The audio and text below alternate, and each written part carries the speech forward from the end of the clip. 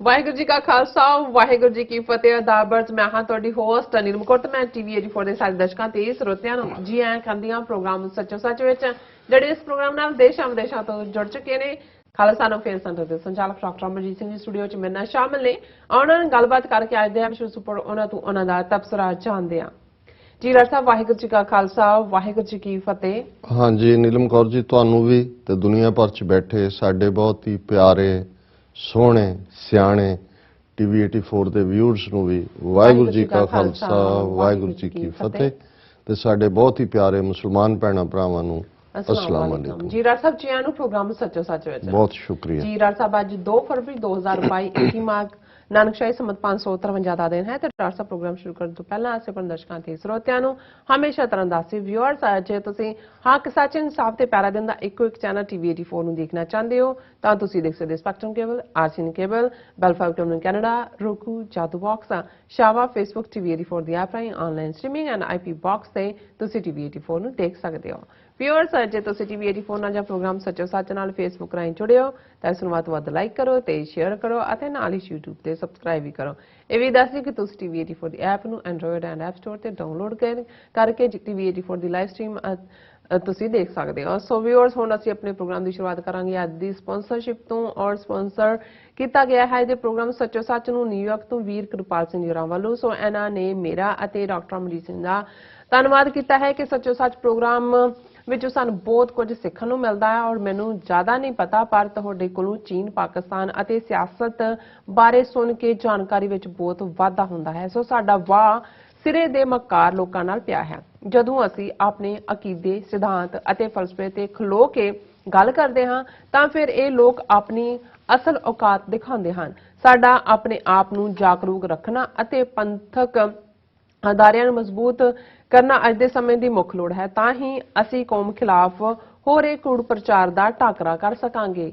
ਗੱਲ ਆਪਣੇ ਤੋਂ ਸ਼ੁਰੂ ਕਰੀਏ, ਦਸ਼ਵੰਧ ਕੱਢੀਏ, ਸੋ ਆਪਣਾ ਫਰਜ਼ ਪਹਿਚਾਨੀਏ ਔਰ ਗੁਰੂ ਸਾਹਿਬ ਸਹਾਈ ਹੋਣਗੇ। ਸੋ ਅੱਜ ਦੀ ਸਪਾਂਸਰਸ਼ਿਪ ਲਈ ਅਸੀਂ ਵੀਰ ਕਿਰਪਾਲ ਸਿੰਘ ਹੋਰਾਂ ਦਾ ਤਹਿ ਦਿਲ ਤੋਂ ਸ਼ੁਕਰੀਆ ਅਦਾ ਕਰਦੇ ਹਾਂ। ਔਰ ਤੁਹਾਨੂੰ ਵੀ ਅਪੀਲ ਤੇ ਬੇਨਤੀ ਕਰਦੇ ਹਾਂ ਕਿ ਤੁਸੀਂ ਵੀ ਪ੍ਰੋਗਰਾਮ ਸੱਚੋ ਸੱਚ ਨੂੰ ਵੱਧ ਤੋਂ ਵੱਧ ਸਪਾਂਸਰ ਕਰੋ। ਸਪਾਂਸਰਸ਼ਿਪ ਲਈ ਤੁਸੀਂ ਸਾਨੂੰ ਕਾਲ ਕਰ ਸਕਦੇ ਹੋ ਸਾਡੇ ਫੋਨ ਨੰਬਰ ਤੇ 5166191984, ਸੇਮ ਨੰਬਰ ਤੇ WhatsApp ਕਰ ਸਕਦੇ ਹੋ। ਤੁਸੀਂ ਸਾਨੂੰ ਈਮੇਲ ਕਰ ਸਕਦੇ ਹੋ info@tv84.tv ਤੇ। ਸੋ ਪਹਿਲੇ ਸੈਗਮੈਂਟ ਦੇ ਵਿੱਚ ਆਪਾਂ ਗੱਲਬਾਤ ਕਰਾਂਗੇ ਭਾਰਤ ਦੇ ਹਵਾਲੇ ਨਾਲ ਕਿ RSS ਅਤੇ ਉਸ ਦੇ ਬਾਹਰ ਸਰਕਾਰੀ ਦਰਬਾਰੇ ਬੈਠੇ ਏਜੰਟਾਂ ਵੱਲੋਂ ਸਿੱਖ ਕੌਮ ਦੇ ਖਿਲਾਫ ਨਫ਼ਰਤ ਭਰਿਆ ਪ੍ਰਚਾਰ ਹਰ ਪਲੇਟਫਾਰਮ ਤੋਂ ਜਿਹੜਾ ਕੀਤਾ ਜਾ ਰਿਹਾ ਹੈ। ਸੋ ਯੂਕੇ ਦੀ ਹੋਮ ਸੈਕਟਰੀ ਪ੍ਰੀਤੀ ਪਟੇਲ ਨੇ ਕੁਝ ਸਮਾਂ ਪਹਿਲਾਂ ਇੱਕ ਅਮਰੀਕਾ ਦੇ ਥਿੰਕ ਟੈਂਕ ਵਿੱਚ ਕੀਤੇ ਇੱਕ ਲੈਕਚਰ ਦੌਰਾਨ ਸਿੱਖ ਕੌਮ ਨੂੰ ਦਹਿਸ਼ਤਗਰਦੀ ਨਾਲ ਜੋੜਨ ਦੀ ਬਹੁਤ ਘਟੀਆ ਹਰਕਤ ਕੀਤੀ। ਸੋ ਇਹ ਪ੍ਰੀਤੀ ਪਟੇਲ RSS ਦੀ ਸ਼ੋਗਰਲ ਅਤੇ ਮੋਦੀ ਦੀ ਲਾਡਲੀ ਹੈ। ਸੋ ਸਿੱਖ ਕੌਮ ਵੱਲੋਂ ਇਸ ਪ੍ਰੀਤੀ ਪਟੇਲ ਨੂੰ ਆਪਣੇ ਅਹੁਦੇ ਤੋਂ ਬਰਖਾਸਤ ਕਰਵਾਉਣ ਦੀ ਮੁਹਿੰਮ ਵਿੱਢਣੀ ਚਾਹੀਦੀ ਹੈ। ਸੋ ਇਸ ਬਾਰੇ ਆਪਾਂ ਗੱਲਬਾਤ ਕਰਨ ਜਾ ਰਹੇ ਹਾਂ। ਸੋ ਅਸੀਂ ਚਾਹਾਂਗੇ ਕਿ ਤੁਸੀਂ ਇਸੇ ਤਰ੍ਹਾਂ ਬਣੇ ਰਹਿਣਾ। ਦੇਖਣ ਸੁਣਨ ਲਈ ਤੁਹਾਡਾ ਸਭ ਦਾ ਬਹੁਤ ਬਹੁਤ ਸ਼ੁਕਰੀਆ। ਜੀ ਡਾਕਟਰ ਸਾਹਿਬ, ਕੀ ਕਹਿਣਾ ਚਾਹੋਗੇ? ਦੇਖੋ, ਸਭ ਤੋਂ ਪਹਿਲਾਂ ਤਾਂ ਅਸੀਂ ਆਪਣੇ ਵਿਊਅਰਸ ਤੋਂ ਮਾਫੀ ਚਾਹੁੰਦੇ ਹਾਂ ਕਿ ਕੱਲ ਦਾ ਪ੍ਰੋਗਰਾਮ ਅਸੀਂ ਨਹੀਂ ਕਰ ਸਕੇ। ਅੱਜ ਵੀ ਮੇਰੀ ਆਵਾਜ਼ ਤੋਂ ਅੰਦਾਜ਼ਾ ਹੋਏਗਾ ਕਿ ਵੀ ਅਸੀਂ ਜਿਵੇਂ ਕਲਾਸੀਕਲ ਰਾਗਾਂ ਦੇ ਕਿਸੇ ਕੰਪੀਟੀਸ਼ਨ ਦੇ ਵਿੱਚ ਸ਼ਮੂਲੀਅਤ ਕਰਨੀ ਹੈ, ਲੇਕਿਨ ਫਿਰ ਵੀ ਅਸੀਂ ਕੋਸ਼ਿਸ਼ ਕੀਤੀ ਕਿ ਅਸੀਂ ਅੱਜ ਦਾ ਪ੍ਰੋਗਰਾਮ ਮਿਸ ਨਾ ਕਰੀਏ। ਜੋ ਕੁਝ ਚਾਰ ਚਫੇਰੇ ਵੰਡਿਆ ਜਾ ਰਿਹਾ ਹੁੰਦਾ ਉਹਦਾ ਹਿੱਸਾ ਤੁਹਾਨੂੰ ਵੀ ਮਿਲਦਾ ਹੈ, ਸੋ ਅਸੀਂ ਉਸ ਦਾ ਹਿੱਸਾ ਥੋੜਾ ਬਹੁਤ ਲਿਆ ਹੈ। ਦੂਸਰਾ, ਅੱਜ ਦੇ ਪ੍ਰੋਗਰਾਮ ਨੂੰ ਸਪਾਂਸਰ ਕਰਨ ਲਈ ਵੀਰ ਕਿਰਪਾਲ ਸਿੰਘ। ਔਰ ਅਕਸਰ ਜਦੋਂ ਮੈਂ ਕਿਰਤੀ ਵੀਰਾਂ ਦੀ ਗੱਲ ਕਰਦਾ ਤੇ ਮੇਰੇ ਅੰਦਰ ਤੱਕ ਇੱਕ ਆਪਣੀ ਵੱਖਰੀ ਕਿਸਮ ਦੀ ਸਿਰਨ ਹੁੰਦੀ ਹੈ, ਇੱਕ ਉਹ ਮਹਿਸੂਸ ਕਰਨ ਦਾ ਮਾਦਾ ਹੁੰਦਾ ਹੈ। ਔਰ ਅੱਜ ਜਦੋਂ ਅਮਰਵੀਰ ਸਿੰਘ ਮੈਨੂੰ ਦੱਸ ਰਹੇ ਸੀ ਕਿ ਇਹ ਵੀਰ ਕਿਰਪਾਲ ਸਿੰਘ ਜਿਹੜੇ ਅਪਰ ਨਿਊਯਾਰਕ 'ਚ ਨੇ, 12-12 ਘੰਟੇ ਕੰਮ ਕਰਦੇ ਨੇ ਗੈਸ ਸਟੇਸ਼ਨ ਤੇ, ਔਰ ਉਹਨਾਂ ਨੇ ਖੁਦ ਕਾਲ ਕਰਕੇ ਕਿਹਾ ਕਿ ਮੈਂ ਜਿਉਂ ਹੀ ਪ੍ਰੋਗਰਾਮ ਸ਼ੁਰੂ ਹੁੰਦਾ ਮੈਂ ਦੇਖਦਾ ਔਰ ਮੈਨੂੰ ਬਹੁਤ ਕੁਝ ਸਿੱਖਣ ਨੂੰ ਮਿਲਿਆ ਕਿ ਅਸੀਂ ਪੰਜਾਬ ਦੇ ਵਿੱਚ ਤਾਂ ਇੱਕ ਖੂਹ ਦੇ ਡੱਡੂ ਵਾਂਗ ਸੀ, ਸਾਨੂੰ ਕੋਈ ਪਤਾ ਹੀ ਨਹੀਂ ਸੀ ਕਿ ਬਾਹਰ ਕੀ ਹੋ ਰਿਹਾ, ਔਰ ਇੰਟਰਨੈਸ਼ਨਲੀ ਚੀਨ, ਪਾਕਿਸਤਾਨ ਔਰ ਕਿਵੇਂ ਇਹ ਸਾਰਾ ਜਿਹੜਾ ਸੀਨੇਰੀਓ ਹੈ ਜਿਵੇਂ ਟੀਵੀ 84 ਤੇ ਬਿਆਨਿਆ ਜਾਂਦਾ ਸੱਚੋ ਸੱਚ। ਉਹਨਾਂ ਨੇ ਇਹ ਕਿਹਾ ਕਿ ਮੈਂ ਚਾਹੁੰਦਾ ਕਿ ਮੈਂ ਮਦਦ ਕਰਾਂ ਔਰ ਆਉਣ ਵਾਲੇ ਪੀਰੀਅਡ 'ਚ ਰੈਗੂਲਰ ਮਦਦ ਕਰਨਾ ਚਾਹੁੰਦੇ ਨੇ। ਸੋ ਅਸੀਂ ਸਮਝਦੇ ਹਾਂ ਵੀ ਇਹੀ ਸਾਡੀ ਪੂੰਜੀ ਤੇ ਸਰਮਾਇਆ ਨੇ। ਬਿਲਕੁਲ। ਔਰ ਮੈਂ ਇਹ ਸਮਝਦਾ ਕਿ ਵੀ ਜਿਹੜੇ ਹੁਣ ਅੱਜ ਦੇ ਇਸ ਪੀਰੀਅਡ 'ਚ 12-12 ਘੰਟੇ ਕੰਮ, ਕਿਸ ਲੈਵਲ ਦੀ ਠੰਡ ਹੈ, ਕਿਸ ਲੈਵਲ ਦਾ ਸਟ੍ਰੋਮਸ ਦੂਸਰੇ ਤੀਸਰੇ 'ਚ, ਤੇ ਬਹੁਤ ਵਾਰ ਤਾਂ ਪਹਿਲੇ ਕੁਝ ਵਰੇ ਤਾਂ ਵਿਚਾਰੇ ਉਸ ਕਰਜ਼ ਨੂੰ ਲੋਨ ਤੇ ਲਾ ਦਿੰਦੇ ਨੇ ਜਿਹੜਾ ਬਾਹਰ ਪਹੁੰਚਣ ਲਈ ਜਿਹੜਾ ਉਹਨਾਂ ਨੇ ਜ਼ਮੀਨ ਗਹਿਣੇ ਪਾਈ ਹੁੰਦੀ ਹੈ ਜਾਂ ਚੁੱਕਿਆ ਹੁੰਦਾ ਹੈ ਇਧਰੋਂ ਉਧਰੋਂ। ਜਿਵੇਂ ਮੈਂ ਅੱਗੇ ਵੀ ਕਿਹਾ ਸੀ ਕਿ ਜਦੋਂ ਅਸੀਂ ਲੱਖਾਂ ਜਿਹੜੇ ਨੌਜਵਾਨ ਬੱਚੇ ਬੱਚੀਆਂ ਉੱਥੋਂ ਨਿਕਲ ਰਹੇ ਨੇ, ਸਿਰਫ ਇਹ ਬ੍ਰੇਨ ਡਰੇਨ ਨਹੀਂ ਹੈ, ਇਹ ਇਕਨੋਮਿਕਲ ਡਰੇਨ ਵੀ ਹੈ, ਕਿਉਂਕਿ ਜਿਹੜੇ ਉੱਥੋਂ ਨਿਕਲਦੇ ਨੇ, ਜਿਹੜੇ ਹੁਣ ਕੈਨੇਡਾ ਜਾਂ ਦੂਜੇ 'ਚ ਐਜੂਕੇਸ਼ਨ ਲੈਣ ਦੇ ਨਾਂ ਥੱਲੇ ਐਡਮਿਸ਼ਨ ਲੈਂਦੇ ਨੇ, 50-50 ਲੱਖ ਰੁਪਈਆ ਉੱਥੋਂ ਦਾ ਜਿਹੜਾ ਹੈ ਉਹ ਲੈ ਕੇ ਨਿਕਲੇ ਹੁੰਦੇ ਨੇ ਇੱਥੇ ਫੀਸਾਂ ਦਾ ਜਾਂ ਦੂਜਾ, ਉਹਦੇ 'ਚ ਅੱਗੋਂ ਫਰਾਡ ਹੁੰਦਾ ਹੈ। ਜਿਵੇਂ ਹੁਣ ਕੈਨੇਡਾ ਦੇ ਹਵਾਲੇ ਨਾਲ ਇੱਕ ਖਬਰ ਜਿਹੜੀ ਪਿਛਲੇ ਦਿਨਾਂ ਦੀ ਚੱਲ ਰਹੀ ਹੈ ਕਿ 2 ਵੱਡੀਆਂ ਇੰਸਟੀਚਿਊਟਸ ਜਿਨ੍ਹਾਂ 'ਚ ਸੈਂਕੜਿਆਂ ਸਟੂਡੈਂਟ ਆਏ, ਮੈਜੋਰਟੀ ਸਾਡੇ ਆਪਣੇ ਨੇ, ਉਹਨਾਂ ਨੇ ਬੈਂਕਰਪਟਸੀ ਦਾਇਰ ਕਰਕੇ, ਜਾਂ ਉਹ ਹੈ ਹੀ ਪਤਾ ਨਹੀਂ ਬੋਗਸ ਸੀ ਜਾਂ ਕੀ ਸੀ, ਜਾਂ ਹੁਣ ਇਹਦੇ ਕੋਵਿਡ ਦੇ ਚੱਲਦਿਆਂ ਉਹ ਜਿਹੜੇ ਨੇ ਬੰਦ ਕਰ ਗਏ। ਹੁਣ ਉਹਨਾਂ ਬੱਚਿਆਂ ਦਾ ਫਿਊਚਰ ਕੀ ਹੋਏਗਾ ਕੀ ਨਹੀਂ। ਸੋ ਇਹਨਾਂ ਹਾਲਾਤਾਂ 'ਚ ਜਿਹੜੇ ਉੱਥੋਂ ਨਿਕਲੇ ਨੇ ਤੇ ਇੱਥੇ ਆ ਕੇ ਫਿਰ ਵੀ ਇੱਕ ਤਾਂ ਉਹ ਨੇ ਜਿਹੜੇ ਅਕਿਰਤ ਕਣਤਾ 'ਚ ਨੇ, ਇੱਥੇ ਆਏ, ਸ਼੍ਰੋਮਣੀ ਅਕਾਲੀ ਦਲ ਅੰਮ੍ਰਿਤਸਰ ਦਾ ਲੈਟਰ ਹੈਡ ਇਸਤੇਮਾਲ ਕੀਤਾ ਕਿ ਜੀ ਅਸੀਂ ਖਾਲਿਸਤਾਨੀ ਸ਼੍ਰੋਮਣੀ ਅਕਾਲੀ ਦਲ ਅੰਮ੍ਰਿਤਸਰ ਦੇ ਨਾਲ ਅਸੀਂ ਕੰਮ ਕੀਤਾ। ਜੋ ਹੀ ਅਸਾਈਲਮ ਮਿਲੀ ਉਹ ਫਿਰ ਉਹਨਾਂ ਦੇ ਲਈ ਉਹ ਬਾਕੀਆਂ ਨੂੰ ਦੱਸ ਰਹੇ ਹੁੰਦੇ ਨੇ, ਦੇਖੋ ਜੀ ਅਸੀਂ ਕਿੰਨੀ ਜਿਹੜੀ ਹੈ ਉਹ ਵਧੀਆ ਕਹਾਣੀ ਘੜੀ ਸੀ, ਕਿਵੇਂ ਅਸੀਂ ਵਕੀਲ ਨੂੰ ਦੱਸਿਆ ਵੀ ਇਹ ਕਰੋ ਤੇ ਉਹ ਨਾ ਕਰੋ। ਲੇਕਿਨ ਉਹਨਾਂ ਨੂੰ ਨਾਸ਼ੁਕਰਿਆਂ ਦੇ ਲਈ ਤਾਂ ਮੈਂ ਸਮਝਦਾ ਵੀ ਕੀ ਉਹਨਾਂ ਨੂੰ ਤਾਂ ਧਰਤੀ ਤੇ ਵੀ ਉਹ ਲੋਕ ਭਾਰ ਨੇ, ਪਰ ਅਸੀਂ ਇਹੋ ਜਿਹੇ ਵੀਰ ਜਿਹੜੇ ਖੁਦ ਕਿਰਤੀ ਨੇ ਔਰ ਉਹ ਕੌਮ ਦਾ ਫਿਕਰ ਕਰਦੇ ਨੇ, ਕੌਮ ਲਈ ਕੁਝ ਕਰਨਾ ਚਾਹੁੰਦੇ ਨੇ, ਉਹਨਾਂ ਦੇ ਅੱਗੇ ਸਾਡਾ ਸਿਰ ਝੁਕਦਾ ਹੈ। ਵੀਰ ਕਿਰਪਾਲ ਸਿੰਘ, ਸਤਿਗੁਰੂ ਤੁਹਾਨੂੰ ਚੜ੍ਹਦੀ ਕਲਾ ਦੇਣ, ਤੁਸੀਂ ਬਹੁਤ ਰਾਈਜ਼ ਕਰੋ, ਮਿਹਨਤ ਕਰੋ। ਅਮਰੀਕਾ ਇਸ ਪੱਖੋਂ ਸੱਚਮੁੱਚ ਜਿਹੜੀ ਹੈ ਇੱਕ ਡ੍ਰੀਮ ਲੈਂਡ ਹੈ ਜਿੱਥੇ ਕਿ ਤੁਹਾਡਾ ਹਰ ਸੁਪਨਾ ਪੂਰਾ ਹੁੰਦਾ ਹੈ। ਔਰ ਇੱਥੇ ਮੈਂ ਅਕਸਰ ਇਹ ਕਹਿੰਦਾ ਕਿ ਜਿਹੜਾ ਇੱਥੇ ਆ ਕੇ ਗੈਸ ਪੰਪ ਕਰਨ ਤੋਂ ਆਪਣਾ ਸ਼ੁਰੂ ਕਰਦਾ ਹੈ, ਉਹ ਇਹ ਡ੍ਰੀਮ ਕਰ ਸਕਦਾ ਹੈ ਕਿ ਇੱਕ ਦਿਨ ਉਹ ਕਈ ਗੈਸ ਸਟੇਸ਼ਨਾਂ ਦਾ ਮਾਲਕ ਹੋਏਗਾ ਔਰ ਉਹ ਬਣਦਾ ਹੈ। ਜਿਹੜਾ ਆ ਕੇ ਇੱਥੇ ਇੱਕ ਸਧਾਰਨ ਜਿਹੜਾ ਇੱਕ ਟੈਕਸੀ ਤੋਂ ਆਪਣਾ ਸਫ਼ਰ ਸ਼ੁਰੂ ਕਰਦਾ ਹੈ, ਜੇ ਉਹ ਡ੍ਰੀਮ ਕਰਦਾ ਹੈ ਕਿ ਇੱਕ ਦਿਨ ਉਹ ਵੱਡਾ ਟਰਾਂਸਪੋਰਟਰ ਬਣੇਗਾ ਤਾਂ ਉਹ ਬਣਦਾ ਹੈ। ਇੱਥੇ ਅਸੀਂ ਆਪਣੀ ਜਨਰੇਸ਼ਨ 'ਚ ਹੀ ਦੇਖਿਆ ਪਿਛਲੇ 30-35 ਸਾਲ 'ਚ ਕਿ ਕਿਵੇਂ ਸਧਾਰਨ ਜੌਬਸ ਦੇ ਲਈ ਵੀ $4.5 ਉਹਨਾਂ ਜ਼ਮਾਨਿਆਂ 'ਚ ਅੱਜ ਤੋਂ 30-35 ਸਾਲ ਪਹਿਲਾਂ ਮਿਨੀਮਮ ਵੇਜ ਸੀ। ਸੋ $4.5 ਦੇ ਉੱਤੇ ਕੰਮ ਸ਼ੁਰੂ ਕਰਨ ਵਾਲੇ ਕਿਵੇਂ ਉਹਨਾਂ ਨੇ ਆਪਣੇ ਆਪ ਨੂੰ ਐਸਟੈਬਲਿਸ਼ ਕੀਤਾ, ਆਪਣੇ ਪਰਿਵਾਰਾਂ ਨੂੰ ਕੀਤਾ, ਔਰ ਪੰਥ ਲਈ ਵੀ ਜਿਹੜੇ ਕੰਟਰੀਬਿਊਟ ਕਰਦੇ ਨੇ ਉਹਨਾਂ ਨੂੰ ਸਾਡਾ ਸੈਲੂਟ ਹੈ। ਗੱਲ ਅਸੀਂ ਜਦੋਂ RSS ਔਰ ਉਹਨਾਂ ਦੇ ਦੇਸ਼ ਵਿਦੇਸ਼ ਵਿਚਲੇ ਇੱਕ ਤਾਂ ਉਹਨਾਂ ਦੀਆਂ ਐਮਬੈਸੀਆਂ, ਹਾਈ ਕਮਿਸ਼ਨ ਨੇ, ਉਹ ਤਾਂ ਜ਼ਾਹਰ ਹੈ ਤਨਖਾਹੀਏ ਨੇ ਉਹਨਾਂ ਦੇ, ਉਹ ਤਾਂ ਆਪਣਾ ਕੰਮ ਕਰਦੇ ਹੀ ਨੇ, ਹਿੰਦੂਤਵਾ ਦਾ ਪ੍ਰਚਾਰ ਫੈਲਾਅ ਵੀ, ਔਰ ਦੁਨੀਆ ਭਰ ਦੀਆਂ ਭਾਰਤੀ ਐਮਬੈਸੀਆਂ, ਹਾਈ ਕਮਿਸ਼ਨਾਂ ਔਰ ਕੌਂਸੂਲੇਟਾਂ ਦੇ ਵਿੱਚ ਸਿੱਖਾਂ ਨੂੰ ਡੈਨੀਗ੍ਰੇਟ ਕਰਨਾ, ਸਿੱਖਾਂ ਦੇ ਗੁਰਦੁਆਰਿਆਂ 'ਚ ਇੰਟਰਫੀਅਰੈਂਸ ਕਰਨੀ, ਵਿਦਨ ਕਮਿਊਨਿਟੀ ਆਪਣੇ ਇਸ ਕਿਸਮ ਦੇ ਏਜੰਟ ਸੈੱਟ ਕਰਨੇ ਜਿਹੜੇ ਕਿ ਕਦੇ ਵੀ ਕਿਸੇ ਗੱਲ ਤੇ ਫੋਕਸ ਨਾ ਹੋਣ ਦੇਣ। ਗੁਰਦੁਆਰਿਆਂ 'ਚ ਪਹਿਲਾਂ ਝਗੜੇ ਖੜੇ ਕਰਵਾਣੇ, ਫਿਰ ਇਸ ਗੱਲ ਨੂੰ ਯਕੀਨੀ ਬਣਾਉਣਾ ਕਿ ਉਹ ਅਦਾਲਤਾਂ ਤੱਕ ਜਾਣ ਤਾਂ ਕਿ ਸਾਰਾ ਧਿਆਨ, ਸਾਰੇ ਰਿਸੋਰਸਿਸ ਉਸ ਪਾਸੇ ਲੱਗ ਜਾਣ। ਸੋ ਇਹ ਵਰਤਾਰਾ ਤਾਂ ਪਿਛਲੇ 30-35 ਸਾਲ ਤੋਂ ਲਗਾਤਾਰਤਾ ਨਾਲ ਜਾਰੀ ਹੈ। ਔਰ ਵਾਇਲੈਂਸ ਕਿਸ ਹੱਦ ਤੱਕ, ਉਹਦੇ ਲਈ 에ਅਰ ਇੰਡੀਆ ਦੇ ਜਹਾਜ਼ ਦਾ ਹਾਦਸਾ ਜੋ ਕਿ 1985 ਦੇ ਵਿੱਚ ਕਨਿਸ਼ਕਾ ਦਾ ਕਰਵਾਇਆ ਗਿਆ, ਔਰ ਕੌਣ ਉਹਦੇ ਬਿਹਾਈਂਡ ਸੀ, ਜੇ ਰਿਪੁਦਮਨ ਸਿੰਘ ਮਲਕ ਅੱਜ ਉਹਨਾਂ ਦਾ ਗੈਸਟ ਆਫ ਆਨਰ ਹੈ ਇੰਡੀਆ ਦਾ, ਔਰ ਇੱਥੇ ਉਸ ਨੂੰ ਜਿਹੜਾ ਉਹ ਕਿੰਨੀ ਦੇਰ ਟ੍ਰਾਇਲ ਚੱਲਦਾ ਰਿਹਾ, ਔਰ ਉਦੋਂ ਉਹਨੂੰ ਦਹਿਸ਼ਤਗਰਦ ਬਣਾਇਆ ਹੁੰਦਾ ਸੀ। ਮੀਡੀਆ ਟ੍ਰਾਇਲ, ਪੂਰਾ ਸਿੱਖ ਕੌਮ ਦਾ ਮੀਡੀਆ ਟ੍ਰਾਇਲ ਕੀਤਾ ਗਿਆ।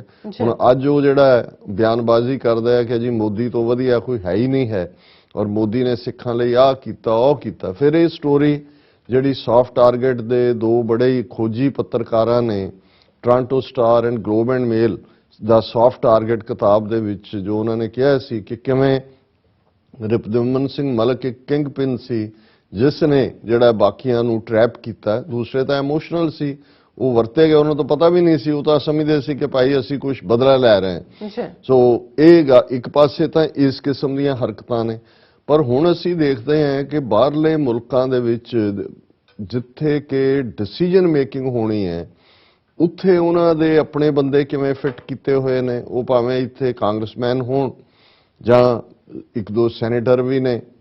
ਔਰ ਯੂਕੇ ਦੇ ਵਿੱਚ ਜਦੋਂ ਪ੍ਰੀਤੀ ਪਟੇਲ ਇਹ ਹੋਮ ਸੈਕਟਰੀ ਇਹਨੇ ਬੋਰਿਸ ਜੌਨਸਨ ਨੇ ਅਪਾਇੰਟ ਕੀਤਾ ਹੈ, ਕਿਉਂਕਿ ਜਿਹਨੇ ਇਹਦਾ ਕੈਰੀਅਰ ਫੋਲੋ ਕੀਤਾ ਹੈ ਪ੍ਰੀਤੀ ਪਟੇਲ ਦਾ, ਇਹ ਹਰ ਇੱਕ ਨੂੰ ਪਤਾ ਹੈ ਕਿ ਵੀ ਇਹ ਕਿਵੇਂ ਆਰਐਸਐਸ ਦੀ ਚਹੇਤੀ ਹੈ, ਭਾਵੇਂ ਆਈ ਹੈ ਕਿਤੇ ਕੀਨੀਆ ਕਿ ਕਿਹੜੇ ਪਾਸਿਓਂ ਹੈ, ਵਿਆਹ ਵੀ ਕਿਸੇ ਗੋਰੇ ਦੇ ਨਾਲ ਕਰਾਇਆ ਹੋਇਆ, ਪਰ ਪੱਕਾ ਹਿੰਦੂਤਵਾ ਦਾ ਏਜੰਡਾ ਇੰਪਲੀਮੈਂਟ ਕਰਨ ਦੀ ਲਾਈਨ।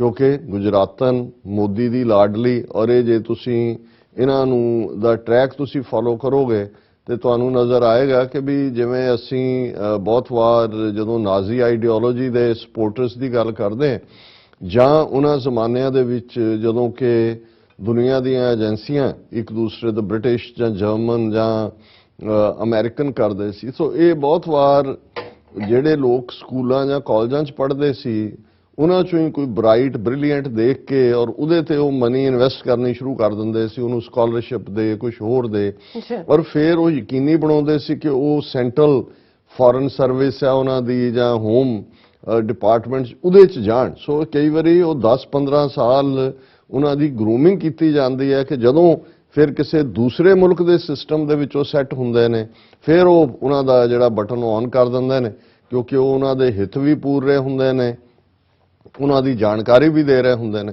ਸੋ ਮੈਨੂੰ ਕਦੇ ਸ਼ੱਕ ਨਹੀਂ ਹੋਇਆ ਜੇ ਤੁਸੀਂ ਪ੍ਰੀਤੀ ਪਟੇਲ ਦਾ ਸਾਰਾ ਟਰੈਕ ਰੈਕਡ ਦੇਖੋਗੇ ਤਾਂ ਫਿਰ ਤੁਹਾਨੂੰ ਇਹ ਨਜ਼ਰ ਆਏਗਾ ਕਿ ਭਾਈ ਇਹ ਕਿਵੇਂ ਜਿਹੜਾ ਹੈ ਉਹ ਆਰਐਸਐਸ ਦੇ ਨਾਲ ਜੁੜੀ ਹੋਈ ਹੈ, ਕਿਵੇਂ ਇੱਕ ਹੁਣ ਜੇ ਇੱਕ ਯੂਕੇ ਦੀ ਹੋਮ ਸੈਕਟਰੀ ਹੈ, ਹੋਮ ਸੈਕਟਰੀ ਦਾ ਮਤਲਬ ਹੋਮ ਮਿਨਿਸਟਰ ਹੈ, ਜਿਸ ਨੂੰ ਬੋਰਿਸ ਜੌਨਸਨ ਜਿਹਦਾ ਆਪਣਾ ਸਭ ਕੁਝ ਇੱਕ ਸ਼ੱਕੀ ਜਿਹਾ ਹੈ, ਕਿਵੇਂ ਕੋਵਿਡ ਦੇ ਚਲਦਿਆਂ ਉਹਨੇ ਵਾਇਲੇਟ ਕੀਤਾ ਹੈ, ਕਿਵੇਂ ਇਹੀ ਬੋਰਿਸ ਜੌਨਸਨ ਪਿਛਲੇ ਸਾਲ ਜਦੋਂ ਕਿ ਕਿਸਾਨ ਐਜੀਟੇਸ਼ਨ ਚੱਲ ਰਹੀ ਸੀ, ਇੰਡੀਆ ਦਾ ਰਿਪਬਲਿਕ ਡੇ ਦਾ ਚੀਫ ਗੈਸਟ ਸੀ। ਇਹ ਵੱਖਰੀ ਗੱਲ ਹੈ ਕਿ ਕਿਸਾਨਾਂ ਦੇ ਅੰਦੋਲਨ ਦੇ ਚਲਦਿਆਂ ਉਹਨਾਂ ਨੇ ਵੰਗਾਰਿਆ ਵੀ ਸੀ ਔਰ ਫਿਰ ਅਲਟੀਮੇਟਲੀ ਜਿਹੜਾ ਉਹ ਪਿੱਛੇ ਹਟ ਗਿਆ। ਲੇਕਿਨ ਇਸ ਪੀਰੀਅਡ 'ਚ ਇਹੀ ਪ੍ਰੀਤੀ ਪਟੇਲ ਦੇ ਥੱਲੇ ਯਾਦ ਹੋਏਗਾ ਕਿਵੇਂ 3 ਸਿੱਖ ਨੌਜਵਾਨ ਜਿਨ੍ਹਾਂ ਦੀ ਐਕਸਟ੍ਰੈਡੀਸ਼ਨ ਜਿਹੜੀ ਹੈ ਇੰਡੀਆ ਨੇ ਮੰਗੀ ਔਰ ਕਿਵੇਂ ਉਸ ਦੇ ਪਿੱਛੇ ਸਾਰਾ ਸਿਸਟਮ ਜਿਹੜਾ ਇਹਨਾਂ ਦਾ ਝੂਠੇ ਕੇਸ ਬਣਾ ਕੇ ਝੂਠੇ ਐਫੀਡੇਵਿਟ ਦੇ ਕੇ, ਔਰ ਜਦੋਂ ਜੱਜ ਨੇ ਉਹਨਾਂ ਤਿੰਨਾਂ ਨੂੰ ਬਰੀ ਕੀਤਾ ਉਹਨਾਂ ਨੇ ਆਪਣੇ ਫੈਸਲੇ 'ਚ ਕਿਹਾ ਕਿ ਵੀ ਇਹ ਸਾਰੀ ਝੂਠੀ ਐਵੀਡੈਂਸ ਔਰ ਝੂਠੇ ਜਿਹੜਾ ਪਾਰਟ ਦਿੱਤਾ ਹੈ ਔਰ ਉਹਦੇ ਲਈ ਇਹੀ ਜਿਹੜੀ ਹੈ ਫਾਈਨਲ ਸਟੇਜ ਤੇ ਤਾਂ ਇਹੀ ਸੀ, ਭਾਵੇਂ ਕੇਸ ਤਾਂ ਪਹਿਲਾਂ ਤੋਂ ਚੱਲ ਰਿਹਾ ਸੀ। ਸੋ ਇਸ ਦਾ ਰੋਲ, ਔਰ ਜਦੋਂ ਮੋਦੀ ਯੂਕੇ 'ਚ ਆਇਆ ਜਾਂ ਉਸ ਦੌਰਾਨ ਵੀ ਜਿਹੜਾ ਸਾਰਾ ਉਹਨੂੰ ਆਰਗੇਨਾਈਜ਼ ਕਰਨਾ ਹੈ ਜਾਂ ਪੂਰੀ ਉਸ ਦੇ ਸਾਰੇ ਜੋ ਨੈਗੇਟਿਵਿਟੀ ਜਾਂ ਜੋ ਉੱਥੇ ਚੱਲ ਰਿਹਾ ਵਿਦ ਇਨ ਇੰਡੀਆ ਉਸ ਦੇ ਵਿੱਚ ਕਿਵੇਂ ਪ੍ਰੋਟੈਕਟਰ ਹੈ, ਇਹਦੇ 'ਚ ਕੋਈ ਦੋ ਰਾਵਾਂ ਨਹੀਂ ਨੇ ਕਿ ਭਾਈ ਇਹ ਆਰਐਸਐਸ ਦੀ ਕੱਲੀ ਚਹੇਤੀ ਨਹੀਂ ਹੈ, ਇਹ ਹੈ ਹੀ ਆਰਐਸਐਸ ਦੀ ਪਲਾਂਟ ਹੈ। ਔਰ ਹੁਣ ਜਿਹੜਾ ਇੱਕ ਬੜਾ ਖਤਰਨਾਕ ਬਿੱਲ ਜਿਹੜਾ ਕਿ ਬ੍ਰਿਟਿਸ਼ ਪਾਰਲੀਮੈਂਟ ਦੇ ਵਿੱਚ ਡਿਸਕਸ ਹੋ ਰਿਹਾ ਹੈ, ਨੈਸ਼ਨੈਲਿਟੀ ਐਂਡ ਬਾਰਡਰ ਬਿੱਲ।